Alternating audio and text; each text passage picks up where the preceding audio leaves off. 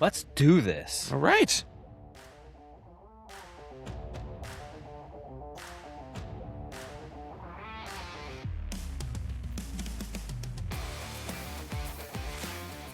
What's up, everybody? Thanks for tuning in to the Undrafted and Overconfident podcast on a Wednesday, May 13th, 2026. I'm Jason Semko. With me, Brandon Bigo Gordon. What's up, my friend? It's another day in paradise. Another day. So my shoulder is messed up, man. It's bothering the crap out of me. Dude, you can't just go from shoulder pressing like 225 pounds after working out for just a month. Yeah, I know. I was like, I'm just feel like I'm superhuman. Yeah. You hit the gym for a little bit. And all of a sudden I'm like, yeah, max everything. I don't know if that is. I think I'm just getting old. It's like I slept on it funny. I'm getting old enough where it's like if you sleep on something funny, you're ruined for the next 3 or 4 days. That is like my hip. Yeah. Sleep on my hip wrong, Yeah. and it's like at least a week. I was telling you, our friend Will Billy, I was talking to him yesterday. This guy's he's going to do high rocks. Yeah. He's CrossFit Mania guy. He said he just... Mr. November. Mr. November. Oh, my gosh. Yes. Mr. October. That's his birthday month. It is. He can have both months. He's that good looking. One for the front, one for the back. I like it. Yeah, all right. But no, he was just telling me he was just doing a quick run with the missus, and he got a herniated disc in his back. I sense that because if they ran around where I think they did, probably around the neighborhood. A lot of uneven terrain. Yes. And there's been a couple of times where I have felt it sometimes either in like my knee or my back. No, thank you. Where it's just like that. It's not flatly paved and you just land a little bit. Wrecked. Yes. No, it's awful. And I hate stretching. And I think I've talked to Will Billy about it. He's not a big stretcher either. He's not a big fan. It's just it takes up so much time. Yeah, you could do it. What are we talking about? 5-minute stretch, and then you don't have to deal with all of the, maybe not all, but the good majority of it. You know what I blame my shoulder on? It's been a week since I've been on my cold plunge. Yeah. I need to get back in the cold plunge. Definitely. Yeah. Well, there's a hole in the top inflatable lip. Oh. It's just messing with my psyche. So I got to find the hole, patch it. Yep. Fill that sucker back up with Add that to ice cold water. Add that to the list of just things. That Yeah, Jesus, man, freaking that's a day. Trying to you got like an inflatable tube, or let's say inflatable mattress. You know there's a leak. You got to pump that thing up, and then you got to everybody be quiet. Yes, I got to hear where the coming from. And you know that's when like your kids are both gonna want Like nothing but to like yes. Yeah, just nonstop. But luckily, it's outside, so they can stay inside. I'll go outside, work on the cold plunge. So that's the plan. Get that back up and running. Yeah. I don't want you hurt. We got next year. We're doing the combine. Yes, we are. We didn't do it this time. No, we were rushing. Yeah. Just getting this started. Not rushing like, yes, rushing. No, we were rushing. And we did talk about doing at least a couple of the events in the combine. Yeah, like 3 to 4, I think. Yeah. Are you ready to do the 225? No. All right. Well, you got a year to get there. I got a year to get there. Yeah. It might take a year to get to You 1. can do the Smith machine. It's easier with the Smith machine. It is easier with the Smith machine. Because it's more stable. Yeah. That's why I'm able to put a few up. Okay. Yeah. Makes me feel better. When you told me that a few months ago, I was like, dang, he's way ahead of me. No, I got assistance with the Smith machine. Love the Smith machine, though. Because, again, it's like, no offense, love my wife. She's not exactly spotting me on 225. That's iffy. You see you just watch one of those like horrific gym fails, and it really makes you think twice. You're like, I got you. Do you? I do think, though, not to get off on a huge tangent, but you just don't need to put the clamps on. Yeah, well, you're on a Smith machine. Oh, you're saying when it's free weight. Yeah. Like, that's the problem. These guys, like, they want to put, like, the clamps on to hold the weight. The clamps. Thing is, you're not supposed to do that if you're by yourself. Yeah, because so you can just tilt it slide over. Off, yeah, but it doesn't happen. Guys have, like, their specific... I just remember, like, with, like, Stephen Hunter lifting, he'd have to, like, turn them a certain way. Oh, my God. Make sure there was, like, certain OCD. clips on there. I love messing with them I'm and sure just you making the plates a little off-center. He's like, what are you doing? Oh, my God. I'm trying to hurry up here. Get my lift on. Like it made a difference. Like it changed the weight just enough for the balance. The wind resistance on the plates, you got to limit that by making them all concentric. Just lift the weight. Just stop making excuses. Yeah. Big guy. Yeah. And pump that iron. You're not as strong as you look, no matter what you do. That's all the creatine and all the other HGH she's probably taking. I know, right? Yeah. Probably looks good, though. Yeah, but I think we're getting used to the on-camera thing. I'm looking at the camera more so people can see my eyes, and I'm not trying to look too much at you. Getting the background going. You got your your terrible towel up there. Hey, Eggo's up there. Eggo's right here. Eggo everywhere. You can see them. I forgot to mention, look, I got the G right there for my last name. G. You know, my wife actually got that commissioned, and she was like, we'll put it on the front of the door. I was like, that's great. That's a great idea. That's great. You know, it's like, but then I ruined it.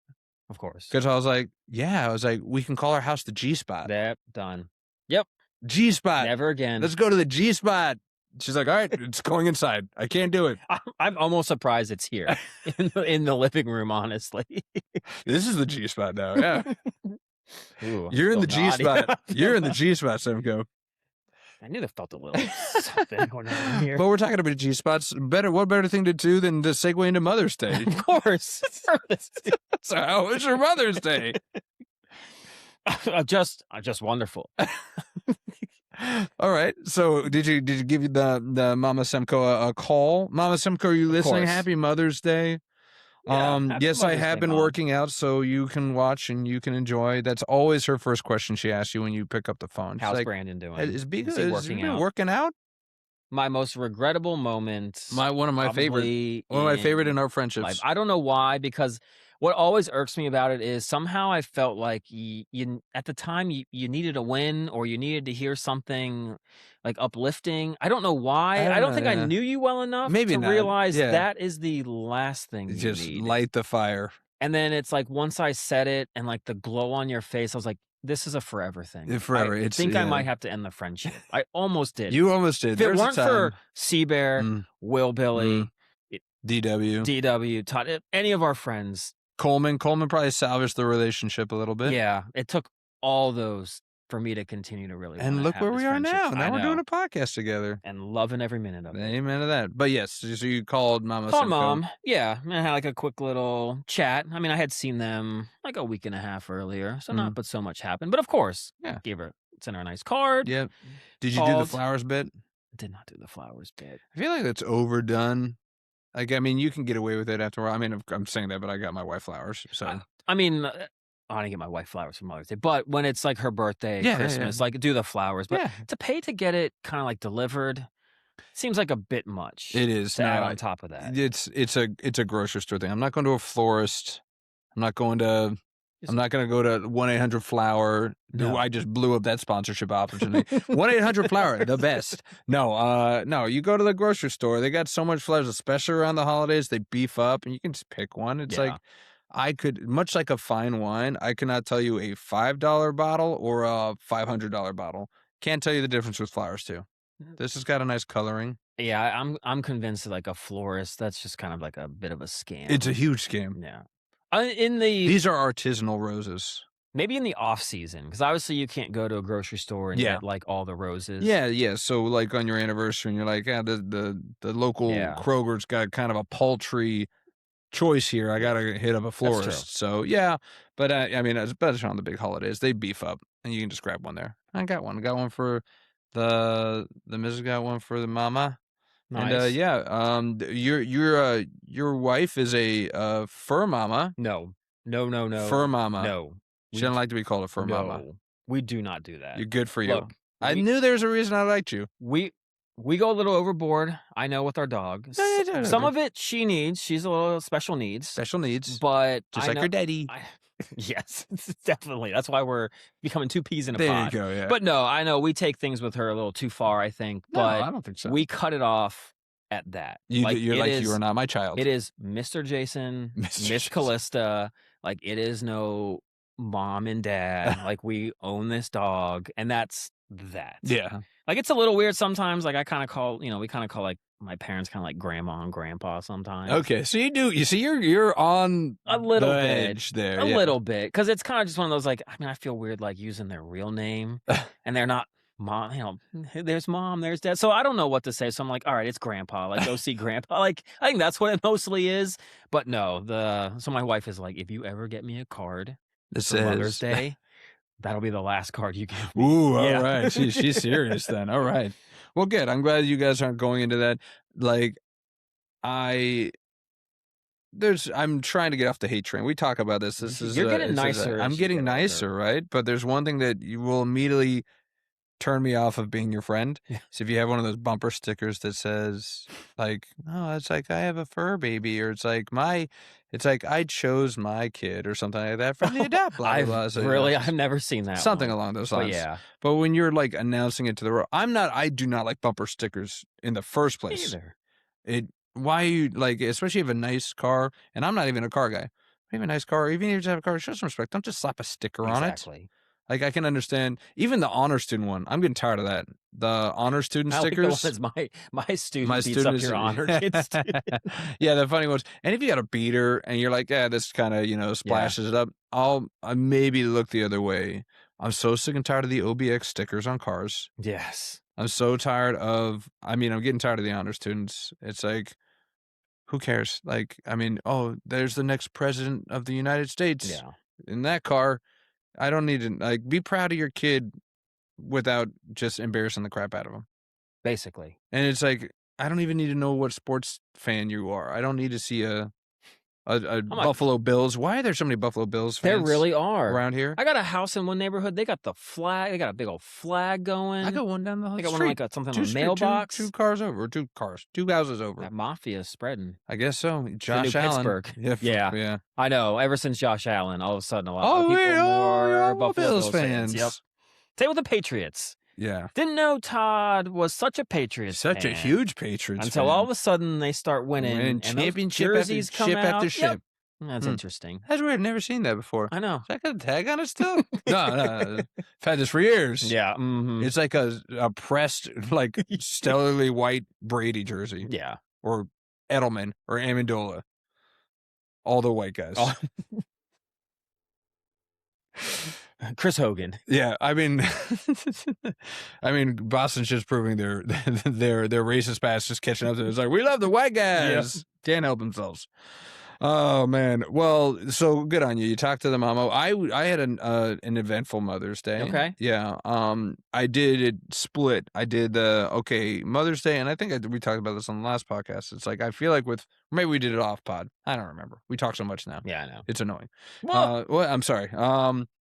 But it's like Father's Day and Mother's Day are completely different. Mother's Day, I feel like a true Mother's Day is removing the mother from the family and letting them have some peace and quiet. Okay. So it's like, go do your own thing. But on Father's Day, it's all about, let's do all the stuff with all the people, so there's no escape. Or at least that's where I'm at. I'm not a huge golfer, so I feel like that's what the other real big thing on Father's Day is that, you can go play golf for 12 hours or whatever. Is that okay? I feel like that's a Father's Day move. It's like, it's Father's Day, I'm going to go play golf or whatever. I'm trying to think. I don't think my dad ever did anything to left. Yeah. For Father's Day. So it was like, do something with your kids. But with Mother's Day, it's like, give me a break from the kids. Yeah.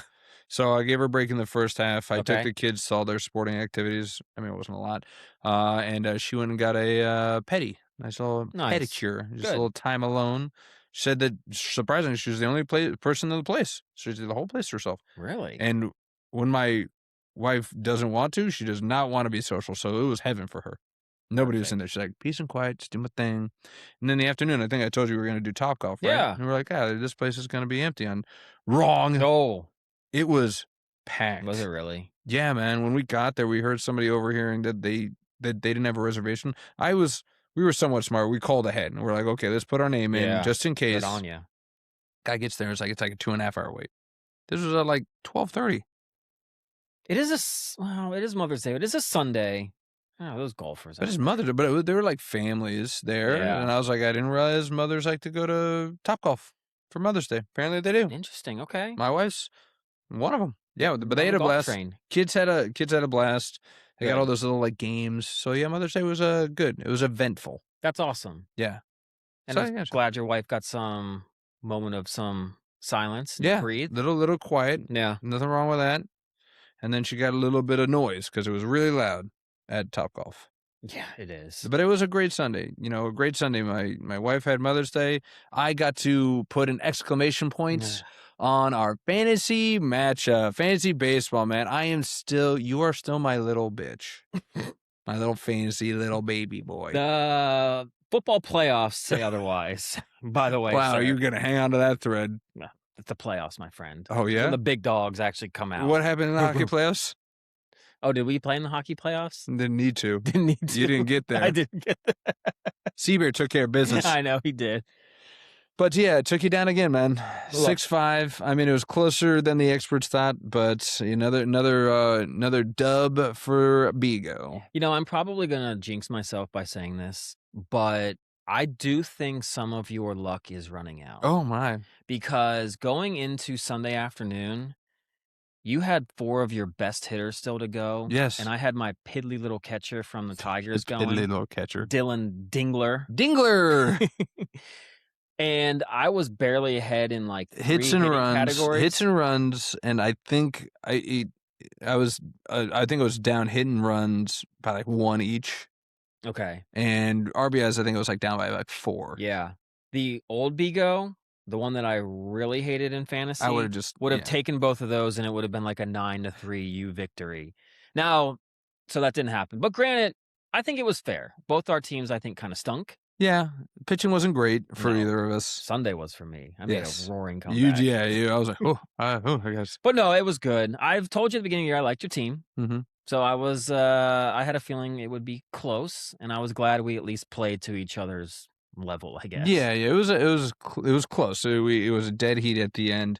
But I will say, if you go back and listen to the last podcast, you predicted this. So I'll give you're terrible at your true sports predictions. Yeah. The fantasy predictions, you were perfect. You said, I just hope I lose to you 5-6. That's literally what you said. That does sound familiar. Yeah. And then you did. That was perfect. There you go. I actually lost, but actually gained my lead by a game and a half in the standings. Yeah, because there were some real big blowouts in our league, right? Yeah.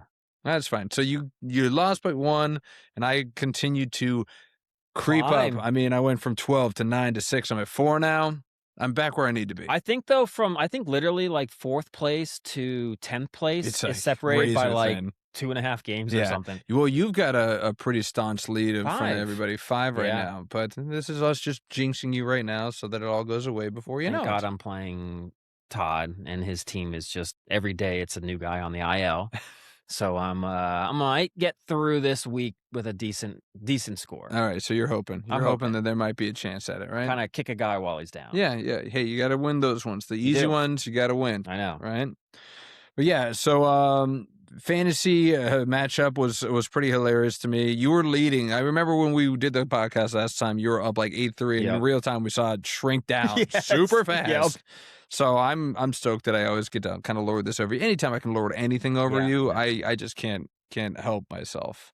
But other thing that I want to lord over you is that I said that Skynet's coming, and I said that the robots are coming. You did. And we're seeing it more and more now. So there's an article that came out, I think it was yesterday. We saw the fastest robot running like Usain Bolt. Yes, we did. Now we're seeing a robot in China that you can get into, like an exoskeleton, and it's super strong. It like knocked over like a brick wall. Did you see the video that I sent you? No. Yeah, so there's a Chinese robotics company, and they're allowing you to pilot your own giant robot.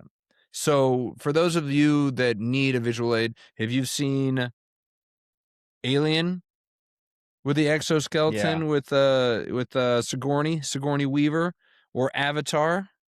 You seen Avatar? No.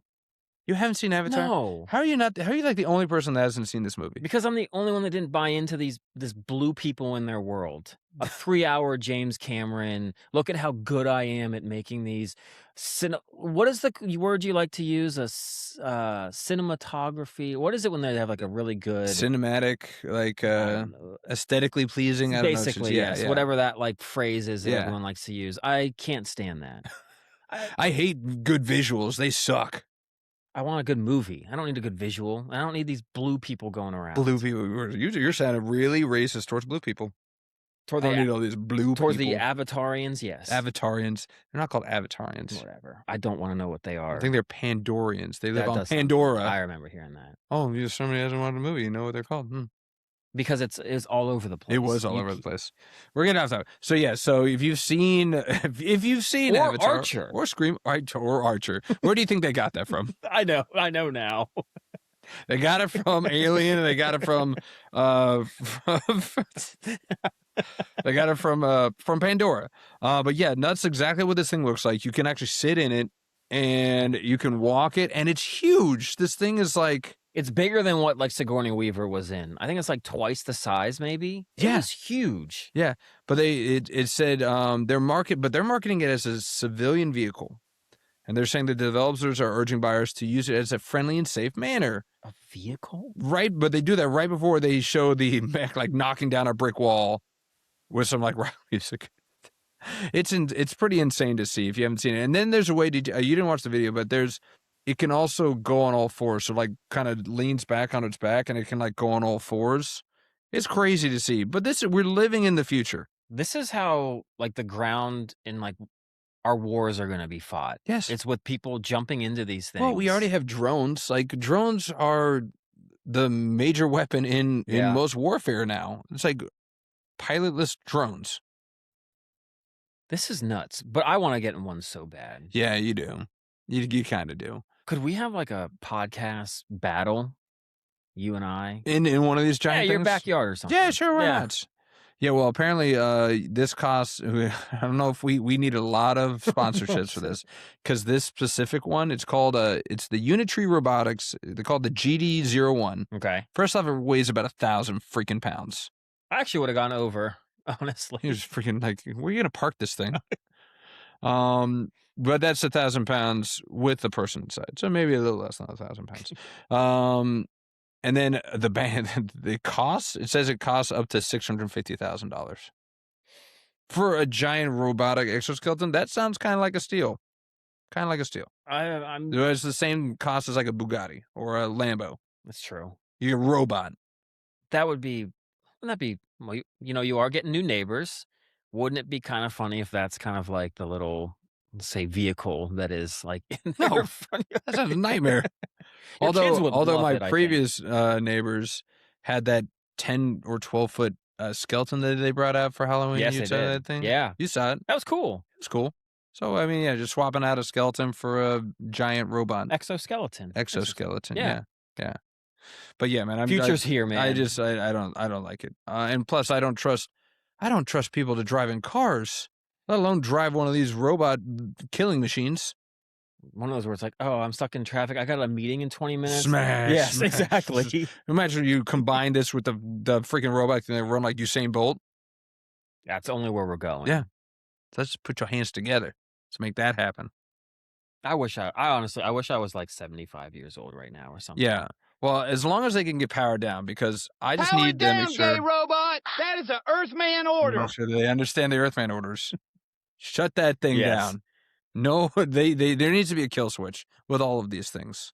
There needs to be like an international law that these can't go and be used for anything other than a practical purpose. Yeah, and like, I mean, it's like vehicular manslaughter. I guess I can count for this. It should. Like DUI. Yeah. Same thing. Yeah. The carnage of this thing. You ever see what was it called? Real Steel with Hugh Jackman? No. He was doing fighting robots. You remember this? No? Vaguely. Yeah.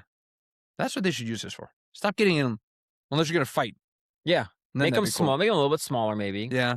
But yes, have like an arena. Have them use fight it for battle bots on steroids. Well, because like, what's the practical uses of this, right? I saw this thing. At least right now, it's not moving that fast. You can get faster somewhere by a car. And if you're too freaking lazy to walk down the street, I got to get my exoskeleton. I was like, that thing would be good for if you had to like fix a bridge and you just are like, hey, hold this up so that we can like put the beam under or something to fix it. Okay. That's what I think. Here, so if we use it for like construction. Yes. Or the fire department.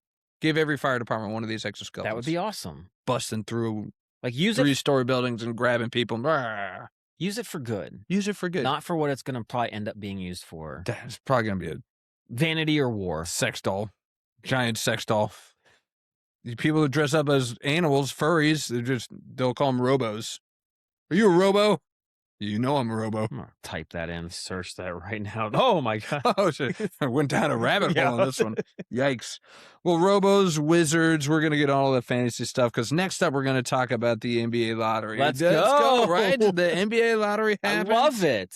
And this is the first time in a while that it's happened that the team with the best odds or the worst record, worst record actually got the number one pick. And lo and behold, it was our local Washington Wizards. They needed a win like this. Man, like, I've never been a fan of the tank, but now that it's happened for me, yay, It's yay the tank. best. Well, and what's best is that this is the last chance for the tank, because they've talked, Silver's talked Yeah. about making pretty significant changes to prevent tanking. Yeah. Yeah, it's they haven't come up with it yet, but There's a lot of discussion about actually punishing people if you have like the worst 2 records in the league. Yeah. One of the suggestions that they have is that if you're actually in the worst 2, you actually lose a couple balls. you do. I know. You go up into like a different tier. Yeah. Which is exactly what should happen. Yeah. So this was the last chance for a true tank, and the Wizards did it. Is it a turning of the tide for them to get that lucky? I don't know, but I'm kind of in the outside of this. It's great, but they're saying that this is going to be the most talent-rich draft in the last 30 years. So this is the one time where we could have been fine with like the 3 or the 5. You're not wrong. You're right, but to have the number 1, like, could we have gotten it when like the one was Cooper Flag or Wembanyama, and there was like a huge gap between number 1 and the next guy? This one, I mean, the argument's truly there. Is it AJ Debanta or Devanza? Is it Darren Peterson? Is it Caleb? Is it? I'm gonna keep calling him Caleb Downs. It's not his name. I'm still in the NFL draft. Caleb Wilson. Yeah. Thank you, Caleb Wilson. Boozer. Yeah.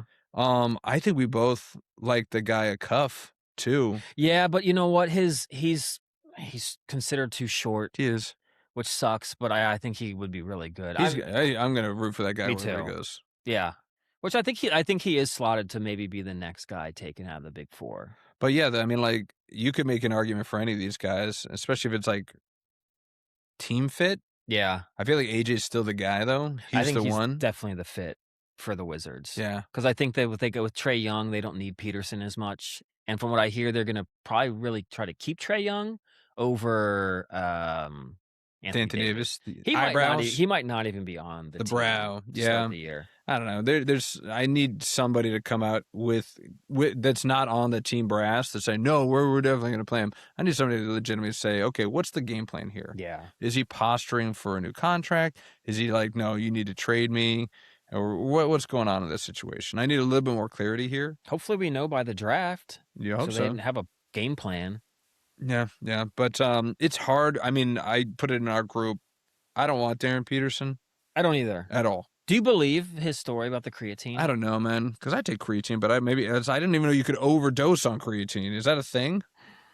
I mean, that was always what the stigma of creatine that has kept it as like a muscle bodybuilder thing that kept anyone else from taking it was it'd give you like kidney problems, like you'd have to drink a bunch of water.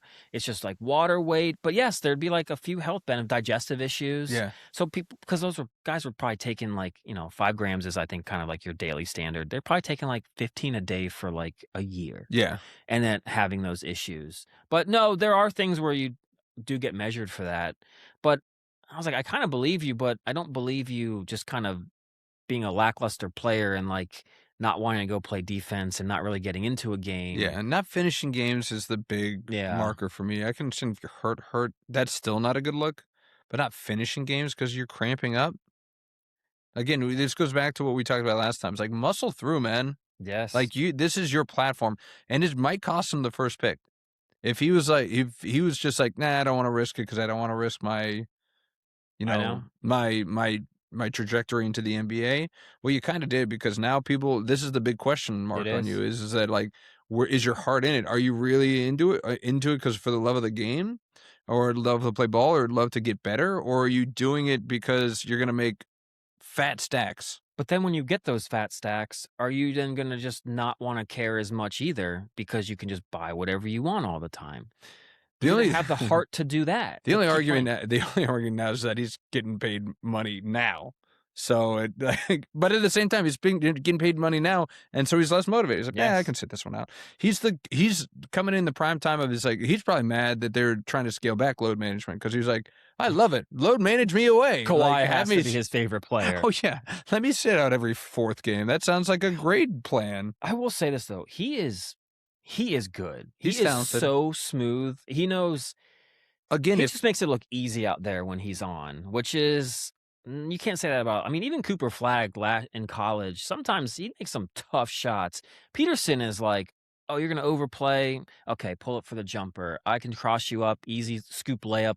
I'm like, man, this guy just knows how to score the basketball. yeah, it's the talent's not in question, right? It's the effort and it's the energy for it. And you're going to be a number. You're going to be considered the leader of that franchise, and we got to question your effort. Yeah, that's not a good It's look. tough.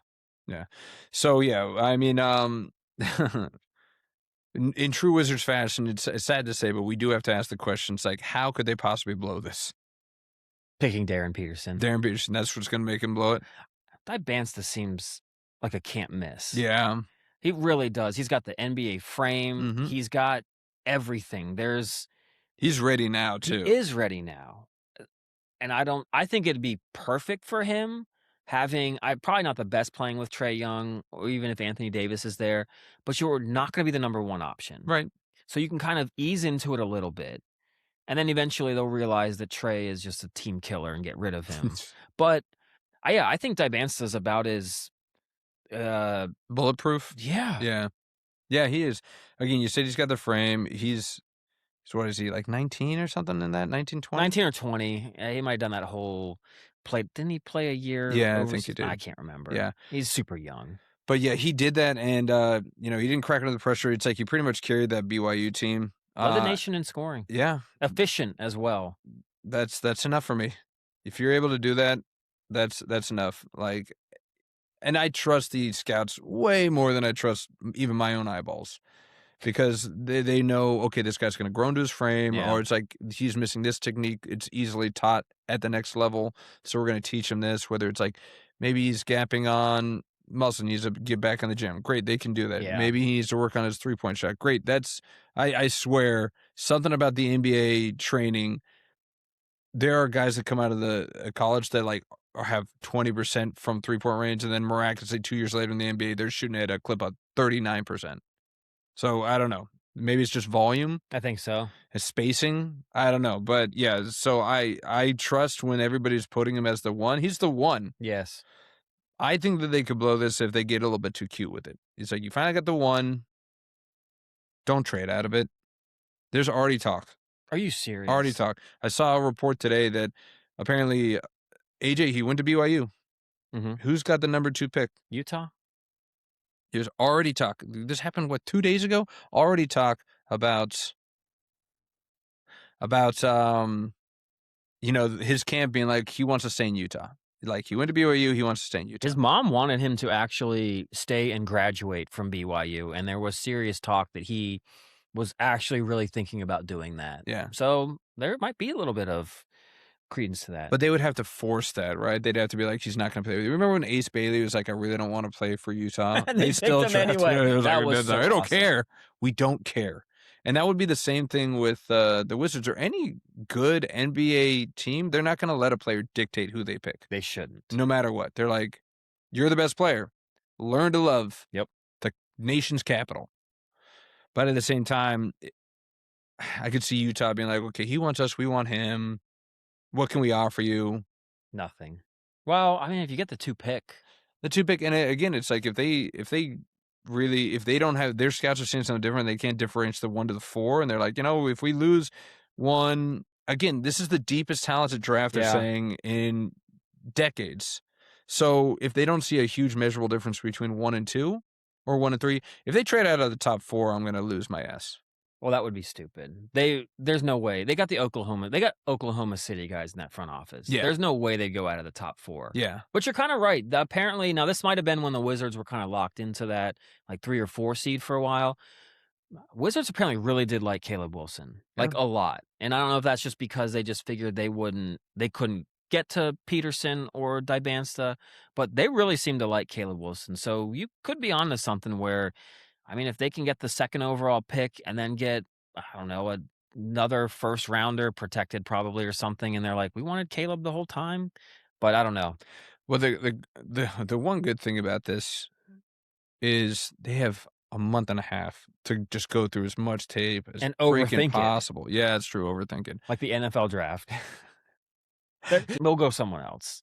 I don't know. Yeah, I mean, there's definitely a risk of them overthinking it. But I'd like to think not. I put in the chat, it's like, if we get Darren Peterson, I have to get off the wagon. I have to get off the Wizard wagon because he's the only one that I could see out of the top 4 with bust potential. Yes. If you look at the safest, he's the least. I don't see Boozer flopping. I see him being a perennial fantastic player. I do too. Same thing with, Caleb Wilson. Same thing with, even a Cuff. We had AI. AI was like 6'1". Yeah. I'm not saying he's AI. Everybody don't jump down my throats here.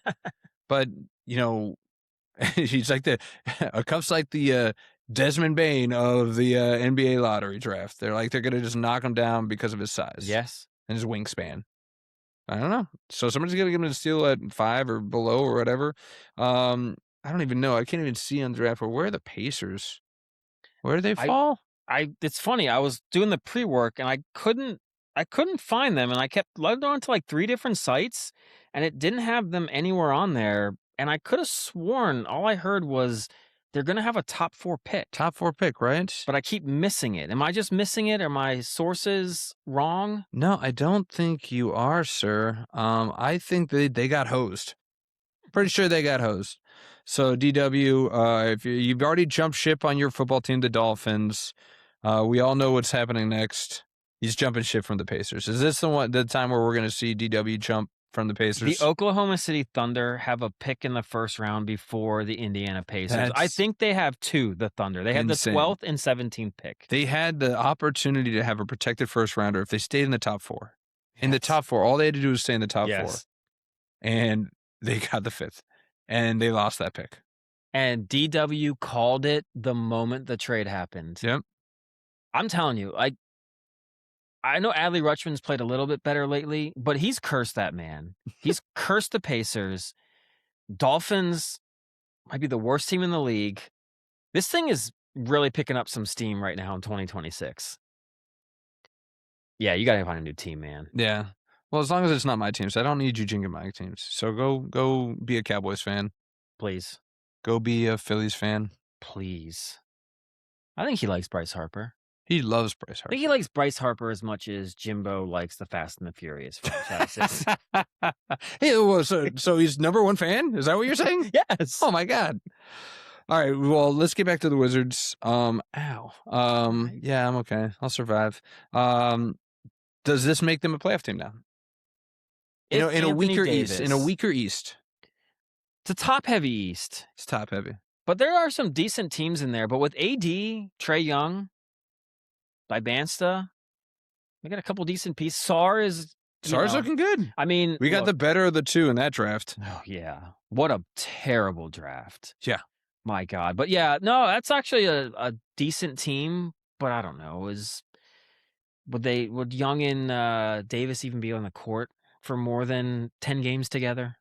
Yeah, that's the question, right? Yeah. One, are they truly the future of the organization, or just trade pieces for later for next year? The other one is, can they stay healthy? Anthony Davis, it's like, I couldn't get excited about him coming because, 1, I thought that this was just expiring contract. Yeah, we're just going to dump him later. And 2, I was like, if he does play for us, he's going to be sitting out half the year. I know.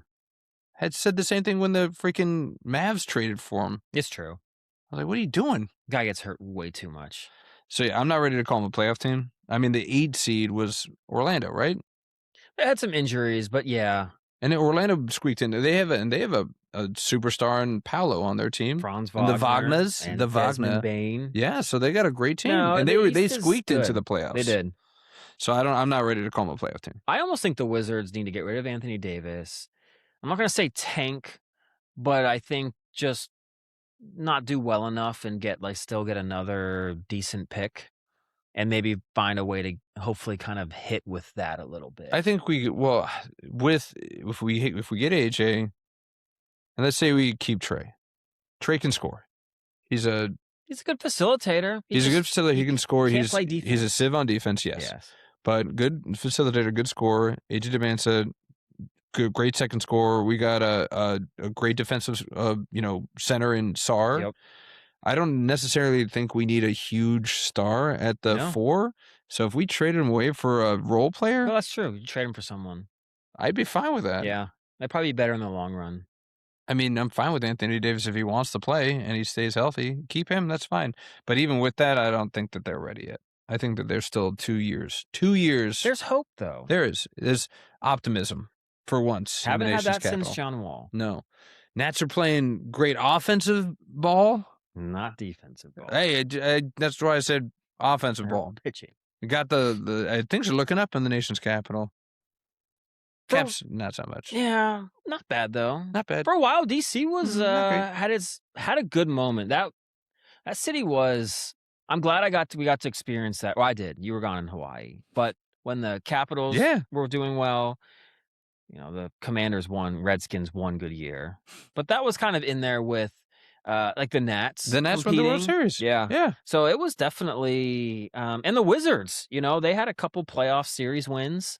Paul Pierce banking that 3. Oh, man. I remember I was here in the nation's capital for that were you? one. Yeah. Okay. I remember I was sitting at some bar. It's probably Buffalo Wild Wings. B-dubs. With Seabear. And we were watching that. I was like, oh, my God. He made that. Banked it. Yeah. Called it. He called game. Called game. I called game. What a great quote. So, yeah, I mean, sorry we're Wizards focused on this lottery, but, we're in the DMV, so, of course, we're going to talk about Not much good happens with the Wizards, so. But I want to do a quick top 4. Where you think when do you think they're going to go? Let's take the teams out of it, and let's get trades out of it again. Okay. But out of those 4 guys, 1, 2, 3, 4, what order are they going in? I think it is, it's Bansta, Peterson, I think Boozer, then Wilson. I think Boozer, the way that he played in the NCAA tournament, I think a lot of people really got to see that he's kind of like almost a walking triple double if you put it in his hand. I think I was really impressed with his court vision. I knew he could rebound. I knew he could score. But yeah, he can kind of do a little bit of everything. And Caleb Wilson's really good as well. But yeah, I think Boozer. Okay. I'm going to go AJ too. I think AJ's just too much of bulletproof, fail safe to not go 1. But I'm going to mix it up. I'm going to say Wilson goes 2 because I've been hearing so much chatter about him and everybody's getting really high on this guy. And there was some NBA analyst that said if I was starting at new and I was a bad team, I had the first pick, I'd take AJ. But if I was a good team, I would take Wilson. So there was a lot of buzz around the NBA there about Wilson. So I think he might jump. I think with another month and a half, his hands all healed up. I think that, I wouldn't be surprised to see him go 2 with, if the Jazz lose out on AJ, I mean, they'll get the next best thing in AJ. And then I got Peterson because, again, the talent's there, and I don't think anyone's going to say no to that. And then I got Boozer going 4th. Okay. And this isn't Boozer hate. I just think, I don't know. It's part of me, and maybe this is just my bias. It's that when you're on a really stacked team with really talented players like he is with Duke, does that diminish it? I don't know. Maybe it does for me. Well, Cooper Flagg and Con Knuppel were 1-2 in the Rookie of the Year. That's true. All right. I'm not changing my mind. I'm putting Boozer 4. It's some Duke hate in there. There's a little bit of That's that. what it is. It's just Duke hate. I'm not putting him in the top 3. Get out of here. But yeah, so we're looking at the future of the draft. Let's look at the present now for the NBA. Playoffs, we're deep into round 2. Yes, we are. We've already got a few people that have punched their ticket to the conference finals, my friend. And somebody predicted those 2 to moonwalk their way into the conference finals. Was it you or was it this guy? It was not I, unfortunately. It just keeps coming up, Ego, man. I mean, I won our fantasy matchup, and you're going to see this as a kind of a trend. Yeah, it is. Actually, episode. I know. This is a painful episode. But yeah, so the Knicks just crushed. Dude, they're on a heater. The Sixers. That wasn't even close. Their last game, they won by 30 points. They put up 144 on the Sixers. That is unacceptable to give up 144 points in the playoffs. Yeah. Playoffs? They did not show up. Yikes. And then, not that OKC was any less dominant, but did anybody really have the Lakers beating the Thunder? I can't believe the 4th game they kept it under 10 points. Yeah, 115-110, final game. Yeah. We've turned a new leaf and give LeBron a little bit of love for trying to drag them into the finish line. Yeah. But OKC kind of took care of business. But we got 2 exciting matchups still, man. The conference finals are anything if not decided. San Antonio just took the lead in that series 3-2 with a pretty dominant win, 126-97. Yeah. After disappointing me, I hadn't tuned into much playoff basketball because of my work schedule and stuff. It's hard. And I saw that game was on, and I really Wemby is a freaking alien. And Anthony Edwards, I was like, this would be great. Less than 5 minutes in, 3 minutes ejected. Ejected. Are you kidding me? You jinxed him. You watched him for 3 minutes, and he got booted. That's why I didn't want to watch the next game. So I didn't want anything to happen to him. You didn't want anything to happen. Well, something did happen to him. He went off. Went off. Went out like, 27-14, something like that? That team... So, it's like a lot of these like guys that have had like rushing, like 2,000-yard rushing seasons, like Chris Johnson. Mm-hmm. A lot of people were like, well, it's because Vince Young was his quarterback. Same with kind of like Alfred Morris with RG3, that option with the quarterback being able to run as well. There was a couple plays I saw in the highlights where Wembayama, he's a center. But like when someone's driving and he's under the hoop, he pushes himself all the way back to the 3-point line. So either if the defender stays there to stop the layup, passes it to Wemby for a 3, or if the defender's like, well, I got to cover this guy that hits threes, he just leaves and the guy has a layup. I'm like, these guys all just get better because of Wembayama. He creates so much without sometimes even needing to touch the ball that it just makes it easier for everybody else on the Spurs. Bit of a cheat code. Yes. I'm sorry, but a guy that's, how tall is he? Like 7'3"? No, he's like 7'6". Yeah, 7'6". 7'6" shouldn't be able to shoot a 3 like that, but he can. He crosses guys up. He's surprisingly nimble. Yeah. And I mean, you look at the rest of that Spurs team, it's like, De'Aaron Fox, I mean, like you said, if Wemby opens up the lane, he's so quick, he's getting to the hole. Castle was a huge pick for the Spurs. Yep. So, I mean, they've got a strong team. The Spurs got a strong team, but again, they're not out of the woods yet. Ant could take over a game too, but Gobert's got to do something. I know you're going up against the Freak. I know. But you can't have a game where you score 4 points and you get like 5 rebounds. You're the stifle there. You had 1 block. I understand this guy's towering over you. You got to block somebody else, though. You're stronger than this guy. Well, also, too, a lot of times they're actually not playing Gobert when Wembayama's in there. I know. So it's like, well, then you've got to be owning when Wemby's not in there. Right? So, yeah, I mean, he was probably the reason why the Timberwolves won the first series, threw back the clock on Jokic. Yeah, he needs to show up in Game 6. I think they do win, go to Game 7. Okay. I'm excited for that. Yeah, all right. It's been a while since... No, it's not a while, but yeah, I'd like to see a Game 7. That'd be nice. But yeah, so how about the Detroit and the Cavs, Pistons and Cavs? It's tied up 2-2 right now. They're playing right now. It's 85-84, 10 minutes left. James Harden is playoff performer all of a sudden. I told you, man. It's like I told you he wasn't going to blow up until the next round. So I saw the Cavs winning this matchup. I just had them beating Orlando. That's true. But yeah, I mean, could have said that's another team where they had one really good lottery pick in Cade Cunningham, and the Pistons have really just kind of turned around. I was surprised. I was a bit surprised. I think there might have even been some legit coaching that's turned the game around. Imagine that. My goodness. Interesting. Yes. But you know what else they got? Got my boy, Tobias Harris, on that Pistons team. I loved him when he was on the Sixers. I thought that was an underappreciated pickup. Yeah. Let him go. Look, he's the glue. He's the glue guy in Detroit. Needs a guy like that. Yeah. But no, I mean, Cleveland's still going to. I mean, they had a 2-0 series lead on them. The Pistons did. Yeah, they did. And they squandered it. Well, but it's the old saying, Brandon. The series hasn't really started till like a home team loses. That's true. Well, this could be it. I think, they're back in Detroit. So if Detroit loses this game, then it's going to be trouble because then we're going back to Cleveland. Yeah, they could close it out. Cleveland Knicks, Eastern Conference. Yeah, Final. I called it. Yeah, you did. I can give you. That's why I'm really rooting for Detroit. How dare you? How dare you, sir? But yeah, have you become a believer? You coming over to Bigo's side? Is this a collision course of the Knicks Thunder finals? If the Knicks play like they played against Philly in the last 3 games against I forget who they played in the first round now. The Hawks. The Hawks. Hawks gave them a little. Yeah, they did. They've won 7 straight. Yeah. No, they're playing amazing. Right now, I think they could right now, I think they'd contend with OKC, like to possibly win a 7-game series. Okay. But we'll see if how the next series goes. But yes, I think it's a straight collision course. Yeah. No one is stopping. OKC they didn't have Luka, but they whooped the Lakers without Jalen Williams. Yeah. And all of a sudden, this first-round pick from last year, he was the best player for OKC in that whole thing. I'm like, great. And now you guys got the 12th overall pick. They're projected to get one of the guys that was on Michigan, like another 6'6", 6'8", just like stretch wingman. I'm like, great. Like they need another one of those on the team. They're just going to somehow just keep reloading. Rich get richer, man.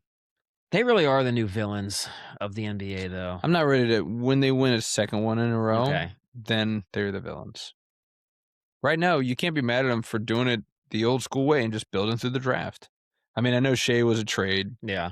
But the rest of it's building through the draft. Well, some of it is they're flopping. And a lot of people don't like I don't like that. A lot of people don't like that. And I will say, they do get away with a lot of contact that doesn't get called. They're just sneaky about it. Yeah. It's like you just get that like reputation as being a really good defensive team, and somehow the refs kind of just think of that as like, well, they're just playing defense. Yeah, like a defensive player of the year, I think you get a lot more. You get away with a lot more. You know, I guess when you join a league, right? Like a rookie, they ain't gonna get no call. They go into the lane with 2 guys, not getting that call. But LeBron goes in there, and there's 4 guys.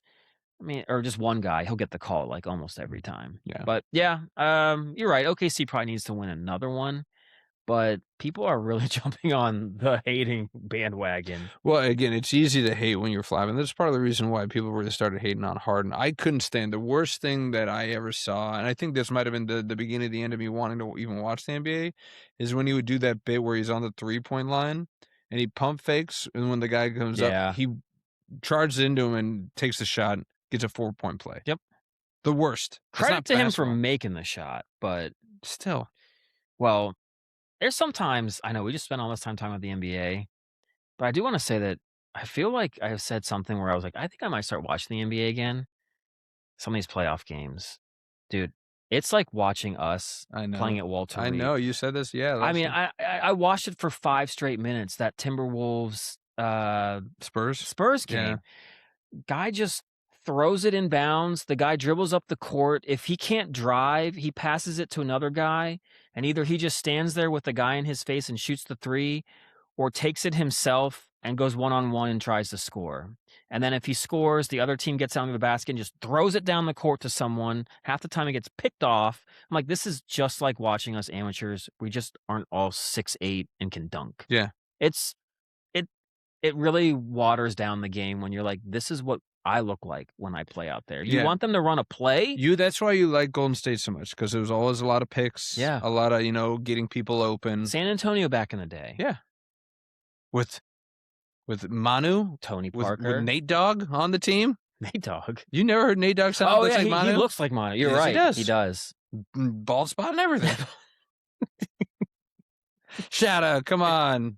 Manu, you watching this? You talk to Nate Dogg, don't you? Not really. No, Will Billy talks to Nate. Will Billy, get Nate Dogg come on. on the pod. Make sure he's listening. We're family friendly. Get the kids involved. Yeah. But all right, so we're gonna move on from the NBA. We're gonna go to the NHL playoffs because let's just drive that through. And again, the common theme is Bigo is right again. Oh my God, how is this happening? Carolina zoomed. I think they had swept before we even finished recording last week. They've been sitting around waiting for whoever's going to win between Buffalo and Montreal for over a week. Series, yeah. It is, yeah. So, I think Buffalo, was it last night they ended up winning 3-2 for Montreal? It's a 2-2 series there. This is the Taylor 2 series. Although Colorado's having some problem right now. They were up 3-1. Yes. We're playing right now. Minnesota's up 3-1 right now. They're still up with 3-1, okay. 3-1, so yeah. But you got Vegas that's taking the lead over Anaheim, 3-2. That's been a great series, too. So those 2 series, Buffalo, Montreal, Vegas, Anaheim, seem good. But again, I'm going to ask you, I'll get to that. But who you got, man? So, with this, I mean, they've given up 3 goals today.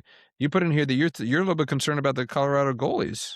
Well, going into game 3, I think there was some thought, or game 4, that I mean, they did pull Blackwood after game 3, I think. And so there was a lot of questions if they were going to go to, God, they both like Wedgwood. Wedgwood and Blackwood. Because they're very similar goalies, and it's, Blackwood have been playing a little less, not as well. That's kind of tough to do. I mean, if the Capitals could do it, though. Yeah. Well, they did it today. They pulled, Blackwood gave up 3 goals on 13 shots, pulled them, and Wedgwood came in. So you might be looking at changing of the guard. Wedgwood's the guy now. I don't remember seeing anything happening. Can't remember the last time something this late where they've changed a goalie and gone on to win the Stanley Cup. I'm sure maybe it's happened. Caps did it? Well, that was after 2 games. Okay. Like into like a whole nother series. Man, that's going to be tough. That team is so good. They'll get through. They'll get through it, and they can score. They have an off night. I'm still not worried. I still have the utmost confidence of my prediction once again coming correct. Colorado, Carolina meeting in the. Only we put a bet on it. Man, I should have. Why don't I practice it? You know why? Because I'm going to jinx myself. The minute I put money on it, it's all going to go to hell. Overthink it. I'd rather brag about it and have that lording over you than win a couple shekels. That's more valuable. It's priceless. It is. It sucks. I hate it. Well, I mean, dude, Carolina is 8-0 in the playoffs. Yeah. Are they a freight train, or are they ever going to lose? Buffalo or Montreal? Do you give them either of them a puncher's chance going up against Carolina in the next round? I think they got to hope that it's too much rest. But no, I don't think there's any way. Yeah. Defensively, they hardly give up any shots. They got so many guys. Taylor Hall now is back to being a MVP. Yeah. They're so Turn the stacked clock back, on like all their lines with so many good players. It's almost like a perfect team. Oh, that sounds like you're jinxing them. Yeah, I think you I'm trying. You're trying your best. I hate Carolina. I hate their style. It's so defensive, oriented, tough to watch, but it gets results in the playoffs. Yeah, they win games. No, they're on a freight train. I think the Avalanche are the only team that could stop them. Maybe Vegas, if Carter Hart somehow gets like really hot. Yeah, you love Carter Hart.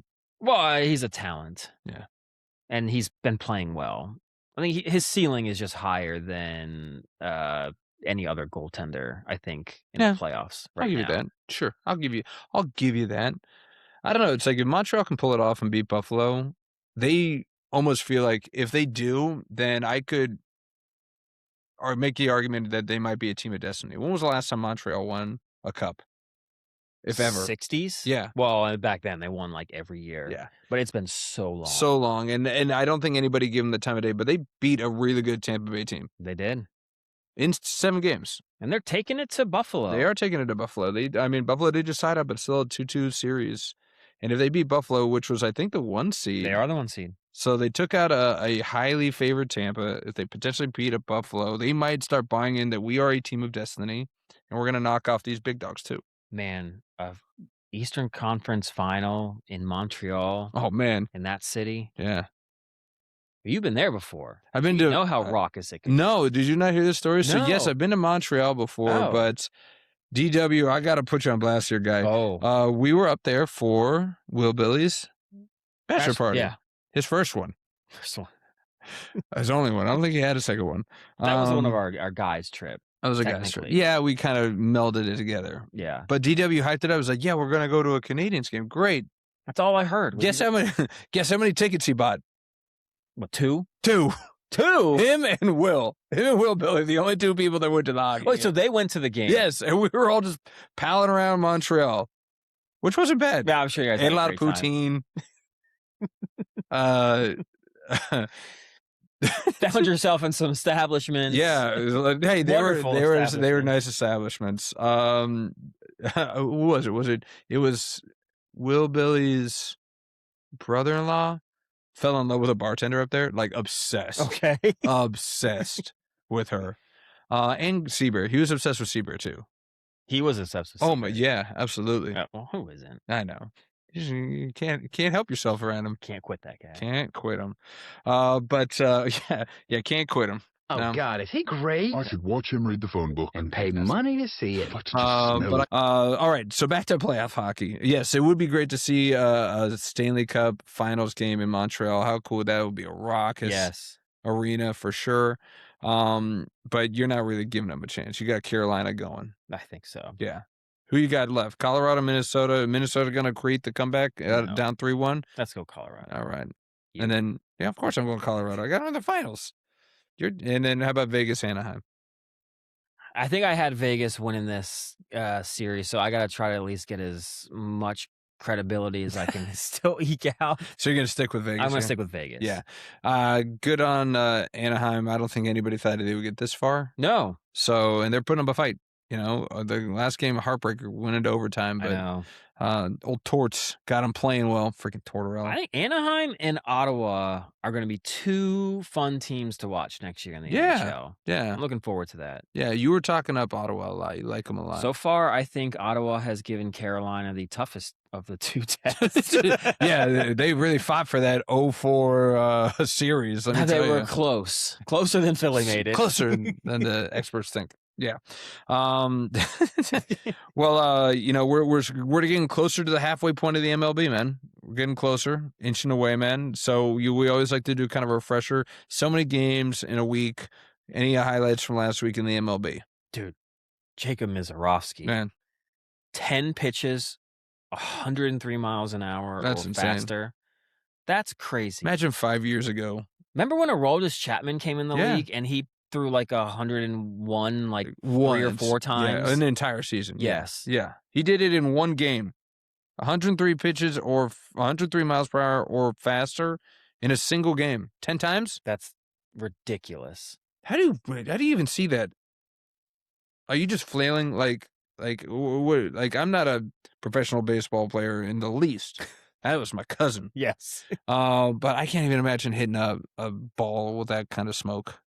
Yeah, even at that speed. I mean, I know some guys have said, like, if you throw a fastball and there's no movement, they can hit it. I guess. Like, if you know it's coming. Yeah. But 103, I mean, how do you, unless you just really figure this thing's coming down the middle. Right. And I just got to hope I connect with it. Yeah. Yeah, that's crazy. And then, I think there was one pitch sequence. He threw a 103 mile an hour fastball. Then he threw like an 88 mile an hour, like curveball, and then hit like a 101 mile an hour fastball. How do you go up there and actually think you're going to get a hit? No. But it's scary that that's where we're getting at with these guys. I was just going to say, what has changed so much that we're able to put this kind of freaking velocity on the ball now? Is it technique, or are we just learning more about how to exercise and stretch the muscles that go with this that allow these pitchers to do this? It must be. They're not getting any. It's not like they're getting bigger. We're not putting. Mizorowski's not a big guy. Yeah. Maybe it's the youth. The science has gotten better with the pitching, but it's also. I remember reading an article with like Bubba Chandler on the Pirates, and he was in high school, and he's sitting there and he's like, I gotta throw 100. Like, it doesn't matter what I have to do. I gotta throw 100. So these young kids they're just trying to do whatever they can to hurl it that fast. And I guess they'll try to figure out the accuracy and everything else later. But it's just like an arms race to see who can get to that 100, like, as soon as possible. I mean, he does have the angle down. He's a rail thin guy. He's 200 pounds, but he's 6'7". Yeah, Jacob Mizorowski, he's a giant man, so he's got the angle, shooting it down the frame. But yeah, you mentioned it. Like, are we going to start seeing middle schoolers, like high schoolers, throwing just 100 mile per hour Can't heats? you see that? We're on just ESPN one day. We're gonna have middle schoolers getting Tommy John surgery. Just get it out of the way. Just get it out of the way. I've actually said that for years. You might as well just get it done. And if you are planning on going pro, just do it. Just rip that Band-Aid off. Yeah. Once you hit start the rehab now. Yeah. Once you're probably 14 or 15, you've kind of grown into everything. Growth spurt's done. Just get Tommy John. Just get it done with. Just get it repaired, and you'll hopefully be good to go. Let's just give our teenagers some elective surgeries. Let's go ahead and start doing that. The way that some of these kids and the parents go about things. Yeah. That's almost what I'm. You're gonna be the new stage moms. It's the ball player dads. Like you have to compete. Look, I loved. Oh my gosh, who was the speed skier that we watched at the Olympics. Your girl? No, the guy. I can't remember his name. Oh, yeah, Stoltz? Stoltz. Yeah. He was homeschooled Yeah. to basically train to be an Olympian. This is what you'd have to compete against if you wanted, like, thinking your kid's going to go to the Olympics. You got to compete with a parent out there that's just going to This is your life. homeschool their kid This is your life. to turn it into doing this. Like the Williams sisters almost. Their dad just forced them to play tennis all the time. Yeah. Like, so what's not to say that some of these parents wouldn't say, well, yeah, if my kid can get a Tommy John surgery now and chances of him being able to, like, be a better pitcher in the future, why not?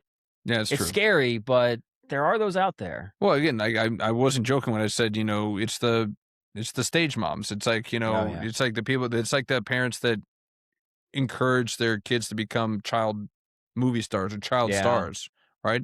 And a lot of it's perpetuation. It's like, oh, I made it into AA and you're my kin. Yeah. So let's make you just this hyperbolic chamber, like bionic pitcher and just get everything pulled and everything stretched and you're going to be just this elite specimen. I don't know. That sucks. Let the kid be a kid. I know. Do you ever sit there and think, because you played like a bunch of different sports growing up. Mm-hmm. I did too. I mean, I played mostly soccer, and that was towards the end into like high school and everything. I played that a lot, but man, I still found time to play basketball, like run track. I don't know. Do you ever sit there and think, though, maybe if I had just focused on one thing, it would have been better? Or are you happier with how you did it? Yeah, I mean, we're talking about such a small pool of people in the entire world, country, whatever you want to look at, that are able to make it pro. Yeah. So do I think refining and limiting my access to other sports maybe would have given me an opportunity to be great at one? Maybe college. Maybe playing college. Maybe like playing D1 college, But I wouldn't change anything. I like doing all different kinds of sports, right? Wouldn't have never met you guys. Oh my God. If I hadn't. That's right. Played all those different sports. I've been look at that stupid footballer over there kicking. It's soccer, man. Yeah, it's soccer. Jerk. Loser. Oh God, he's coming over here. Oh, run. Oh my God, he's so fast. He's kicking the ball at me. Oh no. No, I mean, at the same time, I feel like if you have innate talent, I feel like that makes the difference, right? The Stoltz, I mean, like they probably, because I saw the highlight reel of him when he was a kid, and it's like he had never tried skates, but once he got it, he was obsessed with it. Or at least that's what they said. They're like, he was obsessed with it. It's like, no, I wasn't. Shut up. Yeah. You love it. But I feel like at a young age, if you're like, this guy's really good at this, then maybe that drives you're doing only football. Okay. You're doing only baseball.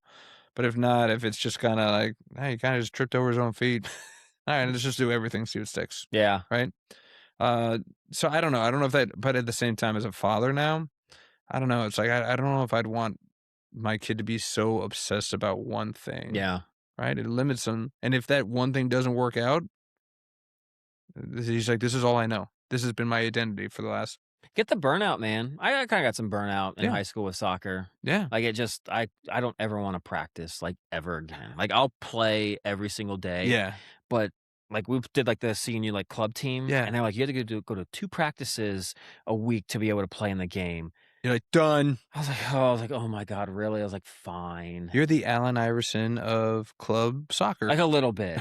I really kind of was. Practice? I was a bit of a diva. You diva. Towards I the can see end that. too. Yeah. I was like, I'm better than these people. Like, just like, do I really have to go to 2? And it's like, you're gonna make me run? Like, we're doing wind sprints in practice. In practice? Yeah. Oof, you weren't feeling that. Save my wind sprints for the field. Exactly. Or the pitch. Yeah. The pitch. Speaking of pitches, we're back on baseball. Yes, we are. We can talk about the only two-way player right now, Ohtani. Yeah. He's definitely not living up to his moniker of the best player in baseball right now. No. Especially on at least hitting. You got any of his stat numbers right now? I think he's batting something like, I think he's batting like 242. 230 last time I checked. 233 okay. right now. He's only got, 4 home runs on the year? Yeah. He's got like maybe 11 to 15 RBI. But he's just had so many 0 for 5, 0 for 4 games batting in that leadoff spot. Which is just so out of the norm for this guy. This guy's supposed to be just the killer of balls. And that was your nickname in high school. And college. Whoa, soccer balls. That's what we're talking about. Yeah. Soccer balls, yes. Woo. No, but yeah, I mean, like his His stats are, I mean, if you took his name off of those stats and you're like, wow, this is probably He's not a leadoff it's probably hitter. an eighth bat Yeah. second baseman. But yeah, he came back. Maybe we're reverse jinxing him. He went 2 for 4 today, but he's up to 240, 7 home runs. But a guy of his stature, you'd assume he'd be chasing Judge right now for the home run lead. It's not even close. Yeah. He's not even looking that great at the plate either. So the question is then is what's different than this year from last year? What's different? I think honestly, being not pitching full time and hitting, I think he's kind of like they say when you come back from an injury, like to get in the game shape. I don't think he's into like a full season of pitching and hitting full throttle shape. That's 100% it is. It's that he's splitting time. I know that he's good at both, but he's splitting time, and he was great last year. And he only pitched 14 games last year, and they only threw him out there because I had him on my team forever. They'd only throw him out there for like 2 innings, then 3, 4, like slowly. Yeah. So his innings were low. But I mean, he's already at 6 games played this year, so he's almost at half of what he did all of last year. And I understand he was coming back from an injury. Everybody stopped chewing me out. But I mean, he was hyper focused. In 2024 are easily his best batting years. The 1 year he didn't pitch a lick. Nope. He batted .310 with 38 home runs. No, I'm sorry, that's stolen bases. 50 homers. 50 home runs. 50-50 54 year. home runs, 130 RBIs, and 59 stolen bases. He comes back the next year, 282. And he still hit 55 home runs. No, he did. No, he had a monster offensive year. But I mean, again, it's because they slowly. Now that he's pitching again, we're starting to see his bat slide. I don't know if there's a little comparison. older. Yeah, I mean, he's 31. God, can you imagine? He's 31. Yeah, I did not know that. I mean, he's been in the league for 8 years. That's just got to be takes a your toll, wear and man. It just does. Power to him for even doing it for as long as he has. But that's going to be the big question eventually. Is he's just gonna have to do one or the other. Well, I mean, you'd see even like position players near the tail end of their career, if they're just a powerful bat, they just stop playing the field. You're the DH now.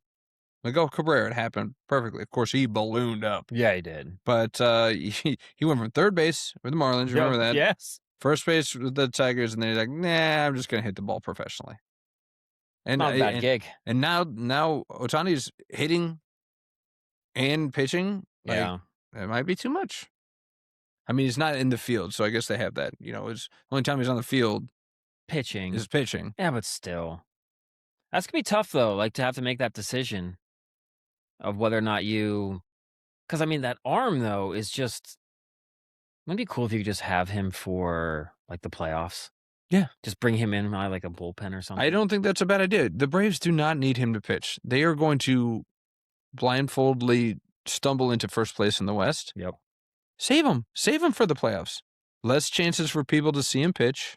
Still have him do a pitching regimen. Yeah. During the regular season, keep his arm warm. Kind of like he was doing a lot last year. They just kind of had him, like just pitching on off days, but not really to the extent of like, I'm going to be a starting pitcher for 6 innings. And then save him for the freaking playoffs. Why wouldn't you? You guys are loaded. And you guys are, again, I mean, I know that the Padres good on them. They're putting up a fight in that division right now. And actually, they're in the lead of the division right now. They are. By a half game or a game. But I don't know if anybody reasonably thinks that they're going to win that division. It's still the Dodgers division. It is, but I don't know if the Dodgers won the division last year. What? That can't be right. I don't know. I think. Where's our fact check guy? Fat fact. Fat facts. So yeah, I don't know. I'm sounding like a broken record when I keep saying it's a long season. It's so I know. It's no longer like we're almost 2 months into the season right now. I think June 1st is when we can officially can't say it anymore. It's like wearing white after Labor Day. You can't do it. Can't say that it's kind of like past June 1st. Maybe 2 or 3 guys will rebound from a slow start. Okay. Like there's going to be a couple. Not a lot. If you haven't gotten it by June, you haven't gotten it by then now. All right. But I did before we move on. I want to float something around. I was thinking with this Mizorowski and these guys throwing 103. Mm-hmm. Because, already these guys aren't pitching nearly as many innings. Yeah. and it's a lot of relievers. I had a crazy idea that a team could do with starting pitchers. Okay. What if you had like a tag team where you had like in wrestling? Yes, they could have their own little moniker. But what if you had like let's just say Shohei Ohtani and like Roki Sasaki. Shohei goes out. Wow, you put the two Japanese pitchers together. Like how I did that, Wow, right? yeah. No, it was. I can't handle this big American 9 innings. Okay, let's just put you guys up. Jesus, Semco. No, well. I'm just going. Continue with your analogy. But this was great because Sasaki is a terrible starter. He is. But did you see what he did in the playoffs last year? Mm-hmm. So what if you had Shohei go out for 3 to 4 innings? Get him warmed up, build up a but that's it. Lead. You don't have to like over pitch him, and then have Sasaki come in for 3 to 4 innings, and then you go to the bullpen for the 8th and the 9th. Yeah. That's where we might be headed. Mizorowski throwing 103, you cannot do that your whole career. No. You're going to become a 3 to 4 inning guy. So get you and like Logan Henderson on that squad. Yeah. Those two going out there, like they'll be like the flamethrowers or something. They'll have like a nickname, moniker. How is that going to be? You're already looking at marketing. You're already looking for advertising opportunities. Yeah. I think I can't wait till a team starts that. Yeah. Start calling them the Flamers. We're the Flamers. Let's get it past you. No, I mean, they're already doing this. Like teams have their relief pitcher games. No, but it's like literally like every 4 days. It's the Shohei Sasaki duo. Okay. And then next it's like the Snell and Glasnow, if they can last. Yeah, they're both on the IL, I think, right now. But either way, but it's like, that's their tag team. They're tag team in that bench with their arms. Oh, they're IL in that tag team IL. Team IL. But no, that's what it is you literally have like for like 4 days apiece, you've got these like split squad starters. So then, like every 5th day they go out there. So team Ohtani and Sasaki. You bring these very interesting outside of the box thinking. So I appreciate that. This is one of my worst, I think you think. But well, they are like again, they're like this guy is a starter. We want him to go. I mean, but to your argument, yes, they are not asking him to do as many innings. Yeah. And if you could take a day of rest away so they can pitch more often. Maybe I can see something. I mean, Yamamoto. But here's who you need to go, pitch this to. Tampa Bay Rays. Go pitch that to the Tampa Bay Rays. Okay. With McClanahan. Yes. And I think I read a Baz. I would say McClanahan, Baz. Pepio, Peapot. Oh, good old Peapot. He's done for the year. Can't go to Peapot. Peapot's done. Poor guy, man. So first his name's Peapot. I think it's hurt. I mean, just things are as much as things are going Bego's way, they're not going Peapot's way. No, they're not. I'm gonna get a call from Peapot's mom. Stop calling him Peapot. Oh, thanks for listening. Thanks for the listen. We'll stop calling him Peapot. I gotta stop saying Peapot.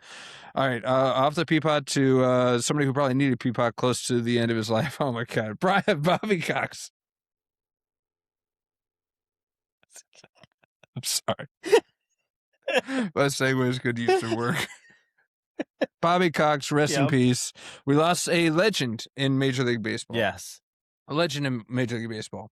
Bobby Cox passing away. 2-time world champ. 1 time, I think. No, 2-time. No, he didn't. He wasn't the manager of the one they won in 2019 or... What? That was 1995. It's the only one he won. Are you sure? I think so. Where's Ill Will? Call Ill Will. No, don't call him. I'm just trying to.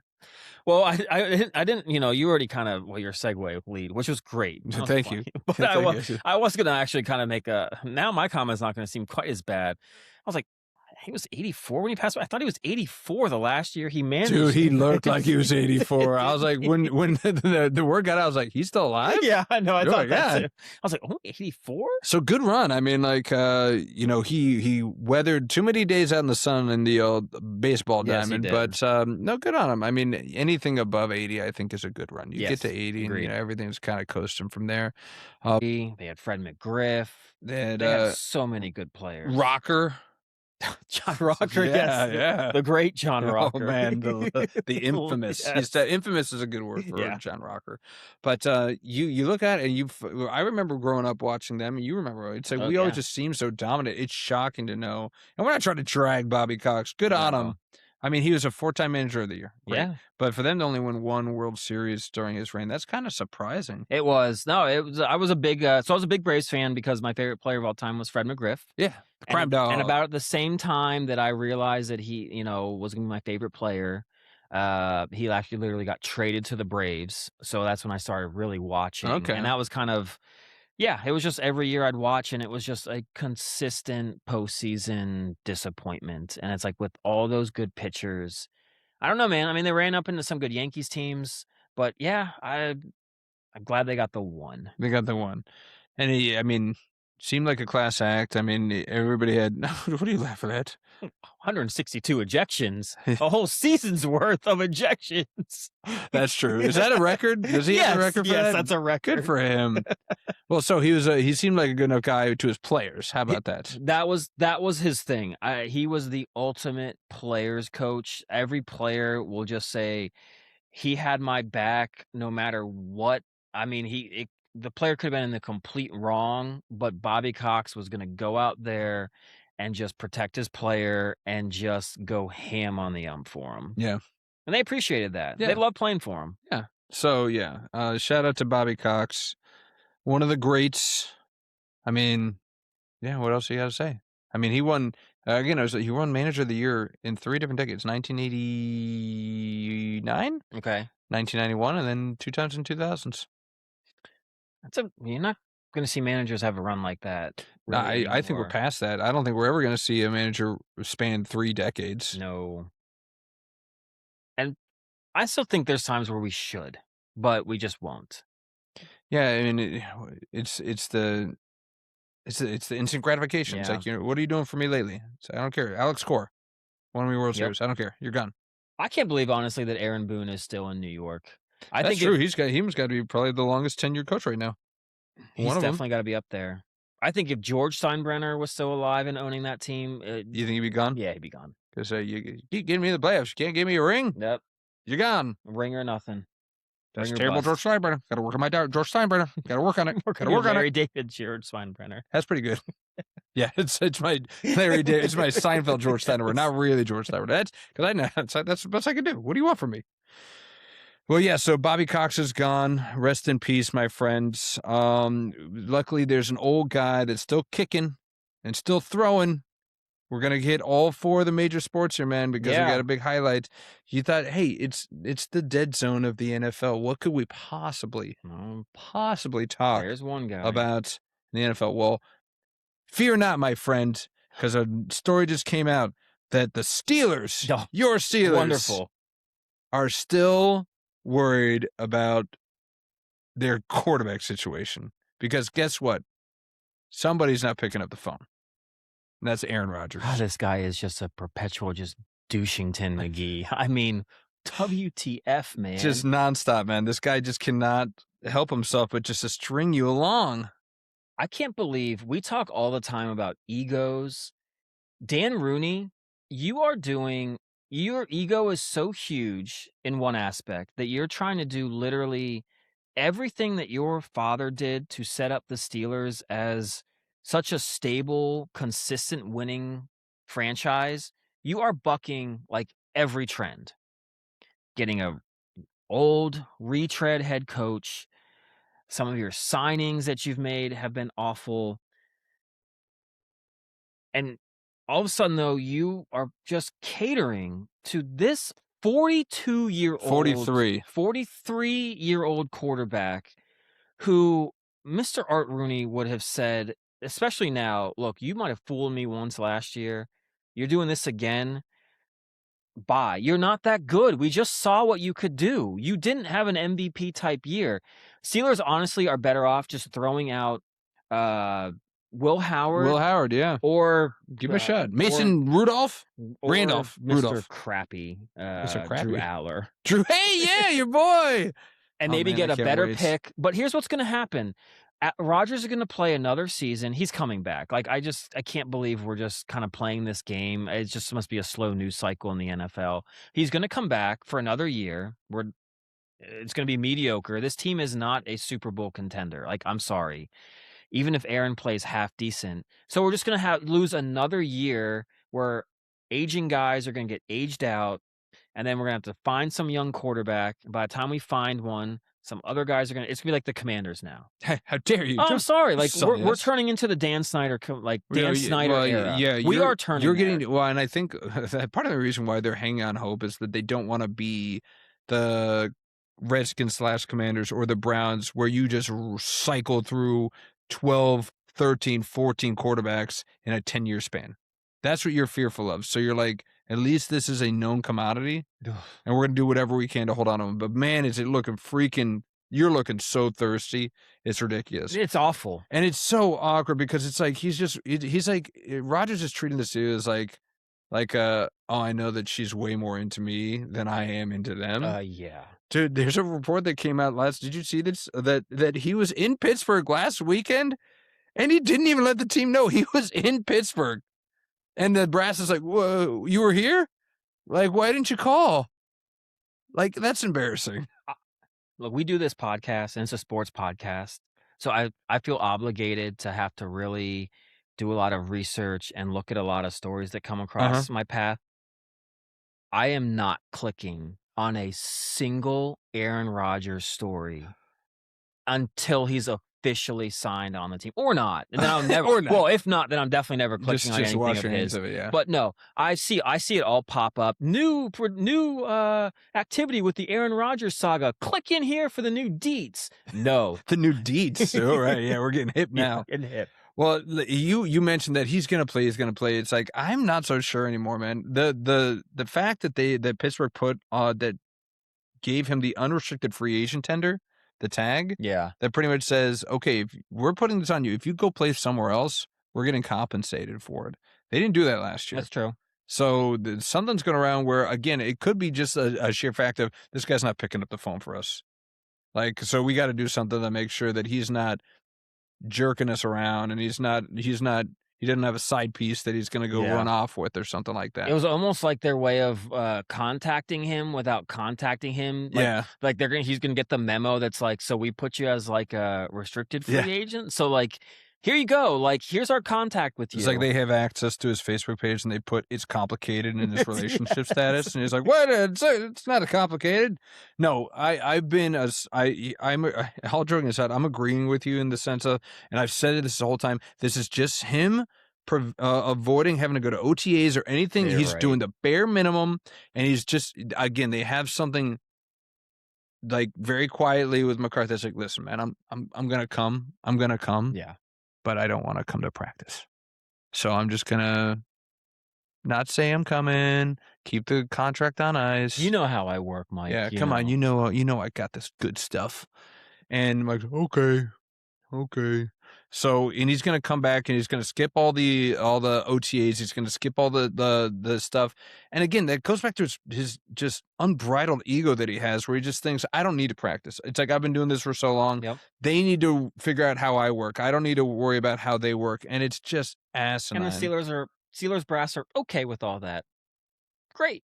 I know you like, I'm sorry, but your connection with DK was crap last year. Yeah. Crap last year. And you're doing nothing to make that any better. You got a new wide receiver in Michael Pittman. What are you doing? You don't care. Nothing? Okay, great. Fantastic. I think that with all of your knowledge of the game, you could probably help out your second year running back who just fell flat on his face last year. Maybe he could use some support from you. That would be nice. Absolutely. You're right. What do you like? Not from this guy. Does not care. Nope. Does not care. He used to really get away with it when he's throwing dimes all over the place. But now, nothing. Mike McCarthy's probably part of the problem. He probably is the one that gave him this kind of freedom when he was a Packer. Yeah. And he's like, oh, Mike's here now? Oh, he's going to let me just do whatever I want. So that's the only reason. That's one of the main reasons I was like, yes, he's definitely coming back. But man, it's just like, just you're promoting bad behavior. Yep. And maybe now that I'm a parent, that drives me insane. Kid screams in the grocery store because he's not getting a candy bar, and you succumb and you give him a candy bar. What do you think he's going to do the next time going to the grocery store? He's going to ask for 2. Yeah. Give a guy an inch, he's going to take a mile. Yeah. But like we joke about this before, but this is a complete toxic relationship. And he's just stringing him along. and he's going to break your heart. No, not my heart, because I said from day one, I mean, if only we did this podcast when he signed, that would have been You a could not great be fit. more upset with your quarterback situation right now, because your can't. two options are It Rodgers makes my head and hurt. Aller. And you're rocking the Penn State hat. How fortuitous. I know. But yeah, no, it's a bad toxic relationship, but that's going around right now because apparently there's a romance scam going around at you, like that, you got to be wary of, and it's in our backyard right here in Yes. Virginia. So apparently, this broke, I think it was last week, and it's so weird, and I have so many questions about this, but the headline is pretty much saying that the city of Norfolk fell victim to a romance scam. A whole city fell in love with somebody. Yes. Whole city fell in love with no, they didn't fall in love with anybody, but their bank account somehow got swindled into this. So apparently, there's a guy in, and I'm sorry, this is just a layup in Nigeria. Yep. Of course, it's a Nigerian prince. Yep. Of course, named. I'm gonna shout him out. Okay. Nice. Get him all the fake love. Yeah. Get it fake love because it's romance. But Habib Anibaba.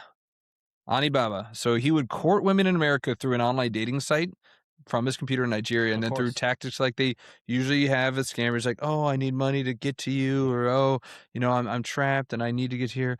He's saying he forgot his debit card. Oh man, he's struggling financially, just preying on these poor, middle-aged single women from all over.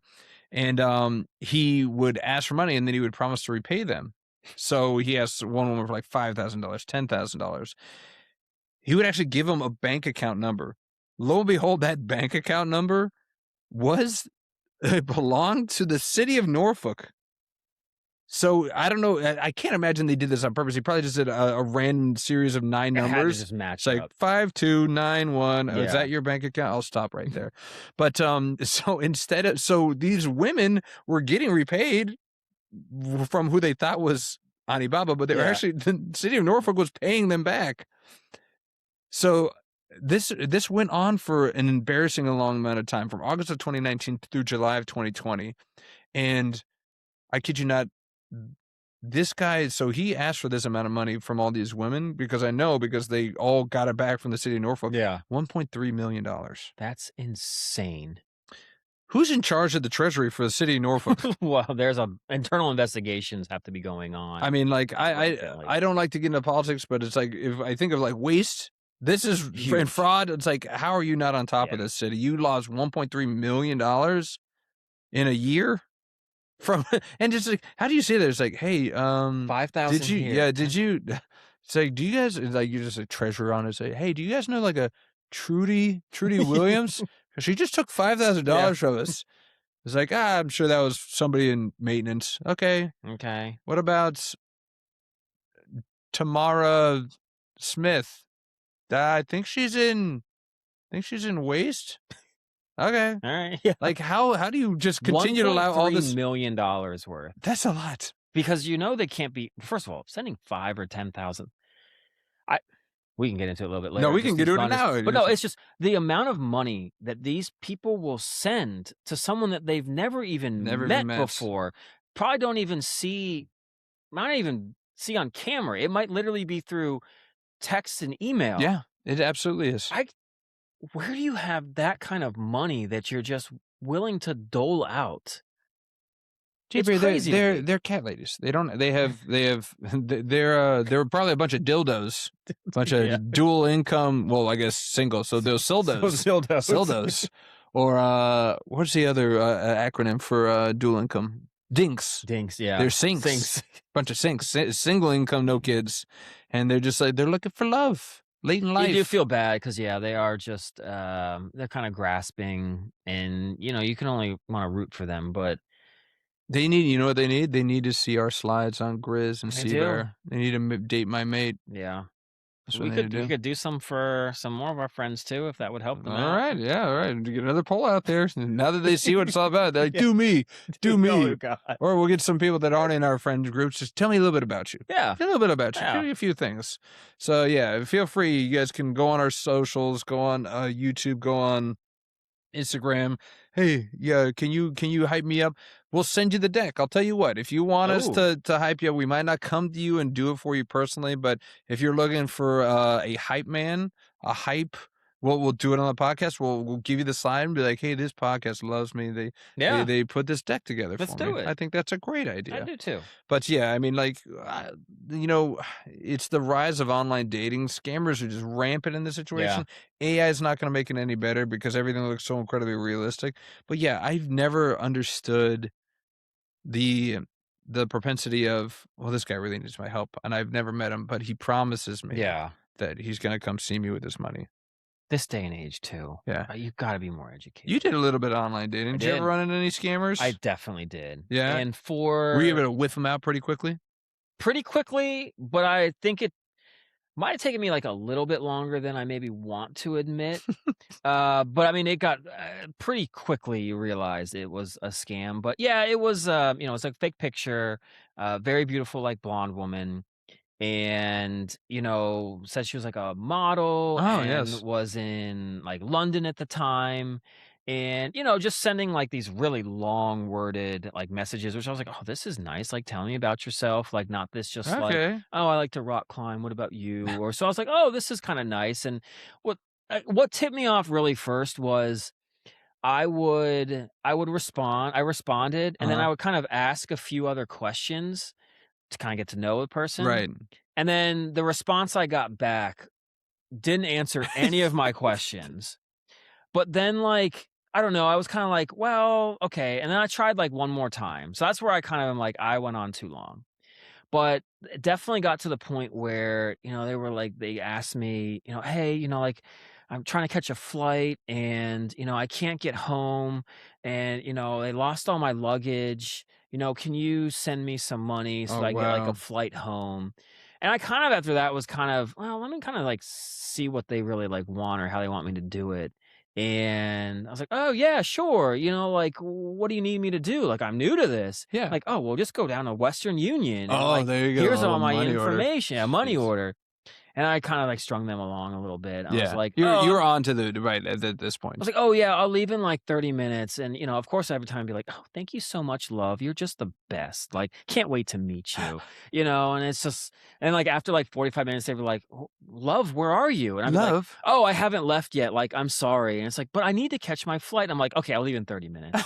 And then like an hour, it'd be like, well, are you coming or not? And I think I just stopped like listening. But yeah, I'm so glad I'm out of that game because with AI, I feel like every match you would find, or at least half the matches, would be fake. Yeah, it's like you can't tell what's real or fake. You're like, I can't tell.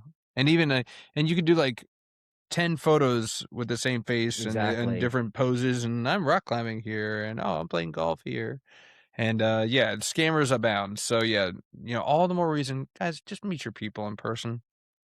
Or at least like, because like my wife, we've been watching, or she's watched like some of the Catfish. Oh yeah. Some of it I think is staged in the later years. You gotta imagine because the stories get like crazier and crazier.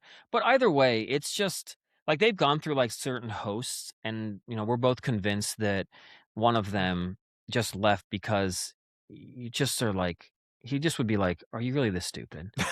Like, it's been 2 years. He won't FaceTime you. Right. He or she like won't FaceTime you. Yeah.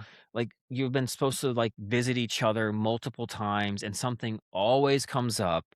It's like, you do realize that like 100% of the time this is fake, right? Right. But they just hang on and you feel so bad. But if you can't visually see somebody, like, yes, meet in person, that would be better. Do the date my mate thing. Yeah. But if you can't get someone to FaceTime you, no. Flag. Like, huge flag. Flag on the play. But it still happens all the time. Yeah. It's sad. It really does make you feel sad because like people are so desperate for human connection that they're able to just be colorblind to red flags. They're just like, no. Yeah. Like, this person really likes me. I don't care what they look like. And it's like, yeah, part of them's got to be like, this guy probably doesn't look exactly like this picture, so maybe that's not why he wants to FaceTime. I was in a horrible asking, and he just puts paper towels all over his face so you can see my face, but that's me. Yeah, all that good stuff. Just, you meet so many persons. It's like, no, especially when they're trying to ask you for money. You've never even met this person? Yeah, There's a lot of different people out there. Yeah, someone asked me for money and I don't even know them. Hell Yeah. no. Go to a Western Union. Yeah. It's insane. It's like, I'll tell you what, let's go on a date first. Make sure that you're real. Take them to sushi. Go to a nice sushi Yeah, restaurant. of course. Get some sushi. Love some sushi. Just don't go to this one sushi place up in Spain. Because Okay. apparently, well, okay, well, maybe you do want to go to this place. So there's a sushi place in Spain, because that's where you go for good sushi. Spain. Apparently. But yeah, so there's in Gelby, Spain, there is a sushi place called Sushi Toro. Okay. That's got a novel idea. 4.7 star rating That's on good. Google. Shout out Google, the only search engine. I'm trying to get us some sponsorships here, man. But they're offering a buffet style sushi place, affordable buffet style restaurant, and they're doing all you can eat sushi, like a buffet. I'm always scared of those. Yeah, But okay. yeah. Probably a good deal. For yeah, it's a very good deal. It's like $20 for all you can eat sushi. I'm weary, but okay, go on. Oh, don't worry. Apparently, it's delicious. It's almost Okay. too delicious. Yeah. Because apparently they've had to instill a recent fee for some customers that overindulge, if you will. Okay. And that fee exactly is, it's a vomit fee. So they are charging people money who get physically ill from eating too much sushi. You sure it's too much sushi? Too much sushi. Just not this California roll. No, that's actually pretty safe. Like this tuna roll. The spicy tuna is extra spicy. Yeah. No, yeah, they are now, apparently this has happened so often now that they are charging a quote unquote cleaning fee. We've had vomit on the tables and in the bathrooms, and the only solution that we have is to charge an additional cleaning fee for each incident. Is that going to make you want to go to this restaurant? No, I don't believe for a second the food is good. First off, very suspect an all-you-can-eat sushi Yes, buffet. yeah, yes. How long is that? How long is that teppanyaki or that's been sitting out? Yeah. First off, They ain't making that fresh. and again, it's getting 4.7 star rating. Maybe the sushi's that good. But the other thing that I can't help but laugh at is that it's a sushi place, right? Yes. The sign in the sushi place, I'm in there in Spain, but it's in Spanish. So like it's like gracias, please don't vomit on our food. It's like se reservese de derecho. I'm not going to do the whole thing, but yes. But yeah, I mean, I would already been suspect on an all-you-can-eat sushi buffet in Spain. But the minute, I don't care if it's my favorite restaurant, if I immediately start seeing, oh, by the way, if you vomit, Yeah. we're going to charge you a fee. I'm like, I also don't want to go to a place where I wasn't planning on vomiting while I had dinner, but okay. signs How away. good's the food got to be? You're like, yes, definitely. I can control myself. I guess could you? Yeah. I've seen you try. You see, I mean, I I am the king of eating challenges. I still won that Icons challenge. Oh my god, we ain't got enough time to get into. We this. absolutely do have time to get into this. I want to get into it right now. Okay, fine. Look, no one won that contest. I won it. No, none of you ate anything. Dare you? How dare you? How do you think you won that contest? So there was a pound of hamburger. Okay. There was a pound, at least a pound of each, hot dogs. There was like chili cheese fries, and there's 4 grilled cheeses. Okay. All right. Dwight put out this challenge. DW. Sorry. Don't use my real name. But he put down for this. I was. You just didn't partake. I didn't partake. You didn't partake. You knew better. Yes. Sea Bear, Willbilly Me, Darkness, DW. Yeah. I think Austin was there. I don't think he took part because Austin was there. Because afterwards, was that the same night where afterwards we ran into his sister? Oh, I don't know. Maybe. Or was that the draft night? I don't know. I can't remember. That's another story. We'll talk about that later.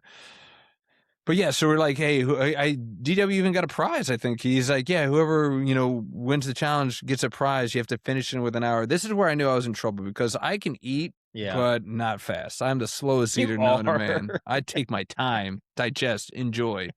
But I was like, you know what? I can't say no to a challenge. So I was not well, I think I was smart. I knew that the hamburger meat I had to eat first because nothing's worse than a cold hamburger.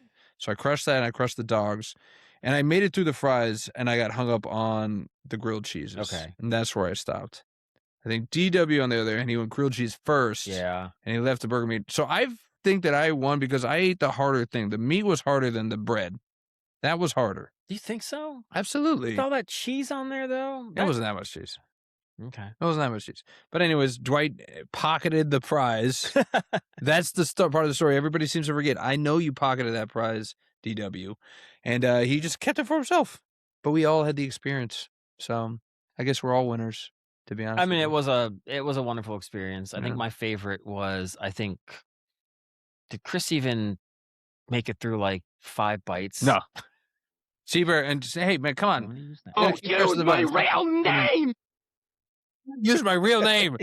But no, yeah, Seabear, yeah, I think he bowed out pretty early. I think he had a date that night, so he's like, I'm not going to go super bloated on my date. So that's kind of a smart move. I think it was the previous night's activities. Oh, yes, that's right. Yeah. The jacuzzi. And Was that the one? I don't know if it was that one, but I think it was the jacuzzi. Indulged a bit too much on the old spirits and drinks. I think it was the jacuzzi night. The one with Heidi's friend. Okay. And all right, we're not gonna go there. But no, it's like I can handle big portions of food. I also had to do the Will Billy. What's the name of that? Filet of fish. Haas's. Oh yeah, the filet of fish with TODD. That was gross. Did like 14 filet of fishes. This is gross. We had a pyramid of filet of fish sandwich boxes on our TV. This is my trophy. Will Billy owes me high fives for life. He has to get, every time he sees me, he has to give me a high five because I did. It was Haas's, the biker bar. That place was awesome, wasn't it? Thanks to Kurt Emre for finding that. Was it Kurt? I think Will Billy found it. Was it Will Billy? Because he had a thing with the waitress. Oh, Kurt, he found like hole in the wall place we would go to after like softball or something. I forget what that place was called, but he found a place off of like J. Clyde or something. We would go to play pool. Yeah, no. There. Will Billy had a little thing with I think her name was Charlene. Okay. Charlene, the waitress. Yeah. But high fives for life for knocking that out. That was a big challenge. Yeah. And then Seabear bet me I couldn't beat a family-sized calzone in one sitting at one of the local Italian places. Okay. That's easy. I crushed that. Yeah. So I got Venture Brothers for life. It's this.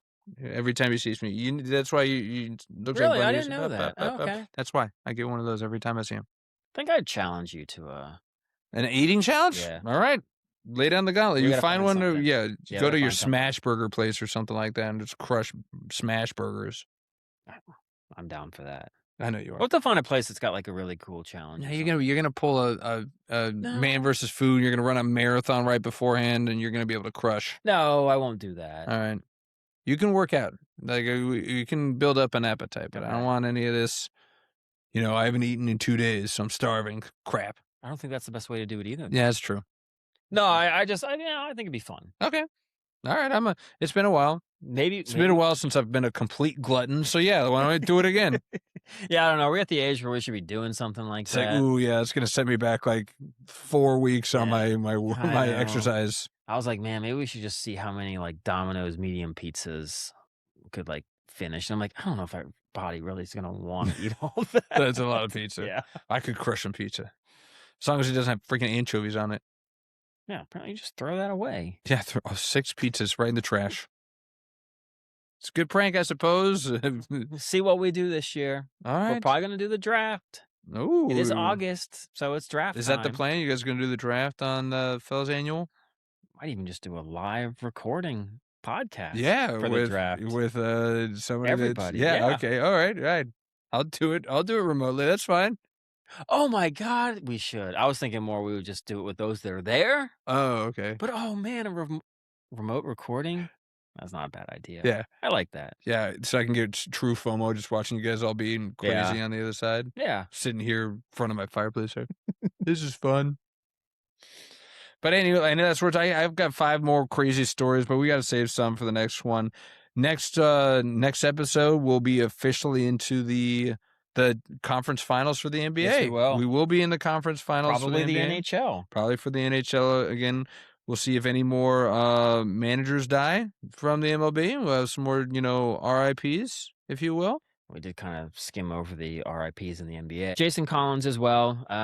First openly gay athlete in a major sport. Yeah. Yeah, absolutely. That can only imagine how difficult that that really was in a sport like basketball. So He's a trailblazer. Yep. There you go, trailblazer. So celebration of life, not. Yeah. I mean, he had I forget what they called it. It was like Glabiostoma or something like that. Yeah. I probably made that up. It's Glavius something, I think it was. Okay, we'll go with that. Yeah. But you know what? Someone had to do it, and He did. you did, and it's I don't know. Did it ever? I always thought back after like that and Michael Sam. I was kind of like, you got to imagine. There's like 100 players on every football team, every college, everywhere you played. Like you've had to have played with a gay guy, and none the wiser. Like it's just that stereotype of like the gay culture. You just sit there and think. Like I still can't believe that ESPN. I'm so glad I don't really have ESPN because it's what they'll try to throw out as a story. Remember with Michael Sam, they had Josina Anderson standing out there saying, "I'm getting a report from some anonymous players about what goes on in the locker room and showers with Michael Sam," and it's like.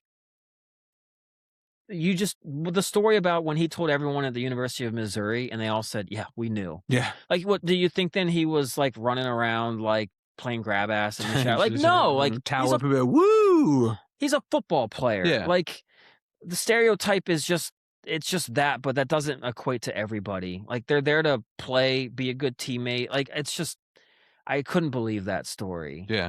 But it just only made it probably harder for more people to want to come out with like stories like that you're airing about. So they're going to talk about how I am in the locker room now. Yeah, like in the thanks showers. ESPN for good reporting. Yeah, that's terrible. It's TMZ, and that's even lowbrow probably for TMZ. Yeah, and that was on ESPN. They do it. TMZ would do it. Of course they got TMZ Sports now. Well, that's what ESPN tried to pull out one time. Like, what was it like ESPN Entertainment or Late Night or something for a while? Late Night, ESPN Late Nights. Get the gossip and story, which that's all it is now. Well, that's the whole broadcast is gossip. Yeah. It's not about the game. It's not about X's and O's. Yeah. I was thinking about it. It's like, you remember when ESPN, you remember when you used to hear the opening music for SportsCenter and you're like, yes. It was like, yes. Said yes. Dan Patrick's on there. And Rich Eisen, what a duo. Stuart Scott. We had like Peter Gammons giving you like the diamond notes and actually like digging in and being like, some guy on the Oakland A's is got this kind of ERA and striking these guys out. And you're like, oh, I didn't even know. Like, that's a great like nugget. Now it's, Buster Olney and Tim Kurkjian talking about. Tim Kurkjian. Trying to talk baseball. That's like one of your better ones. Tim Kurkjian. But I don't know, just talking about how, how it's going to be like some player reuniting with another team and how much they hate them. And it's like, they don't want to talk about this. Like, I want to talk about like actually the game and guys that are like playing well or not, or can they break out of a funk? Yeah. I mean, yeah, it's become, just talk radio, just on like, and like the personalities. Like ESPN is driven by their personalities now and not about the sports, which is a shame. Yeah. It's like, might as well call it the Stephen A. Smith network. It absolutely is. And I couldn't believe Skip Bayless was on there the other day. Oh, my God. It's going to get ratings. It did. Apparently, it spiked. It's going to get ratings. So wonderful. Just great. Yeah. We're part of the problem. Society. Not you and me. Because I didn't watch it. And I don't think you watched it either. God, no. I don't mind sometimes listening to Stephen A. Smith. I won't lie. Especially when it's basketball. I do think he is pretty smart at it. Basketball, yes, but I also feel like he's burned every bridge in basketball. Yeah. Like LeBron can't stand that guy. I don't blame him. I can't stand LeBron, so I don't blame Stephen A. Smith. Oh, we're back on the LeBron hate? Hey, full circle. Hey, we made it one episode. All right, well, this episode's coming to an end. We got another one coming up. More interesting stuff, more arguments, obviously, between these two. Yeesh. Got anything else before we close? No, I thought this was another good episode. You're going to have to do it without me sitting next to you next time, because next week I will be Florida bound. Okay. So watch out, Florida. Vigo's coming to town. Coming to town again. Haven't you burned that place down yet? I'm trying, one city at a time. I still keep inviting you back, though. Yeah, well, I mean, I knocked out Miami. I knocked out Tampa. I'm going to Lakeland. You know where Lakeland is? I don't. It's the Land O'Lakes. Oh, that narrows it down. The little Indian woman on the butter. Land O'Lakes butter. Yeah. Yeah. I don't know what part of Florida that is. I made that all up. Okay. But they just called Lakeland. It's like in between Orlando and Tampa, so it's in the middle of nowhere. Okay. Apparently they got lakes, so we'll see. Well, I hope you have a wonderful time. I guess I got to figure out. I'll ask you that. Yeah. When I see you. Yes, you will. We'll see if we can get everything running well. Better than what we're doing in person, apparently. My God. Last episode was better. It was. Progress. Before everyone stops listening and be like, I can't take this anymore. All right. Well, yeah. Send us off, my friend. Yep. It's another episode of Undrafted and Overconfident. The two friends that have been arguing about sports for 20 years and still can't agree on anything. Drop us a rating. Give us a mention. Follow us on our social at Undraftedandoverconfident on Instagram. You can email us at undraftedandoverconfident@gmail.com. And we'll see you next week with same takes, different takes, same nonsense. Thanks, y'all. Poke that like button. Poke it. Poke. Poke like in the old Facebook days. Yeah, poke. We're bringing it back. Peace.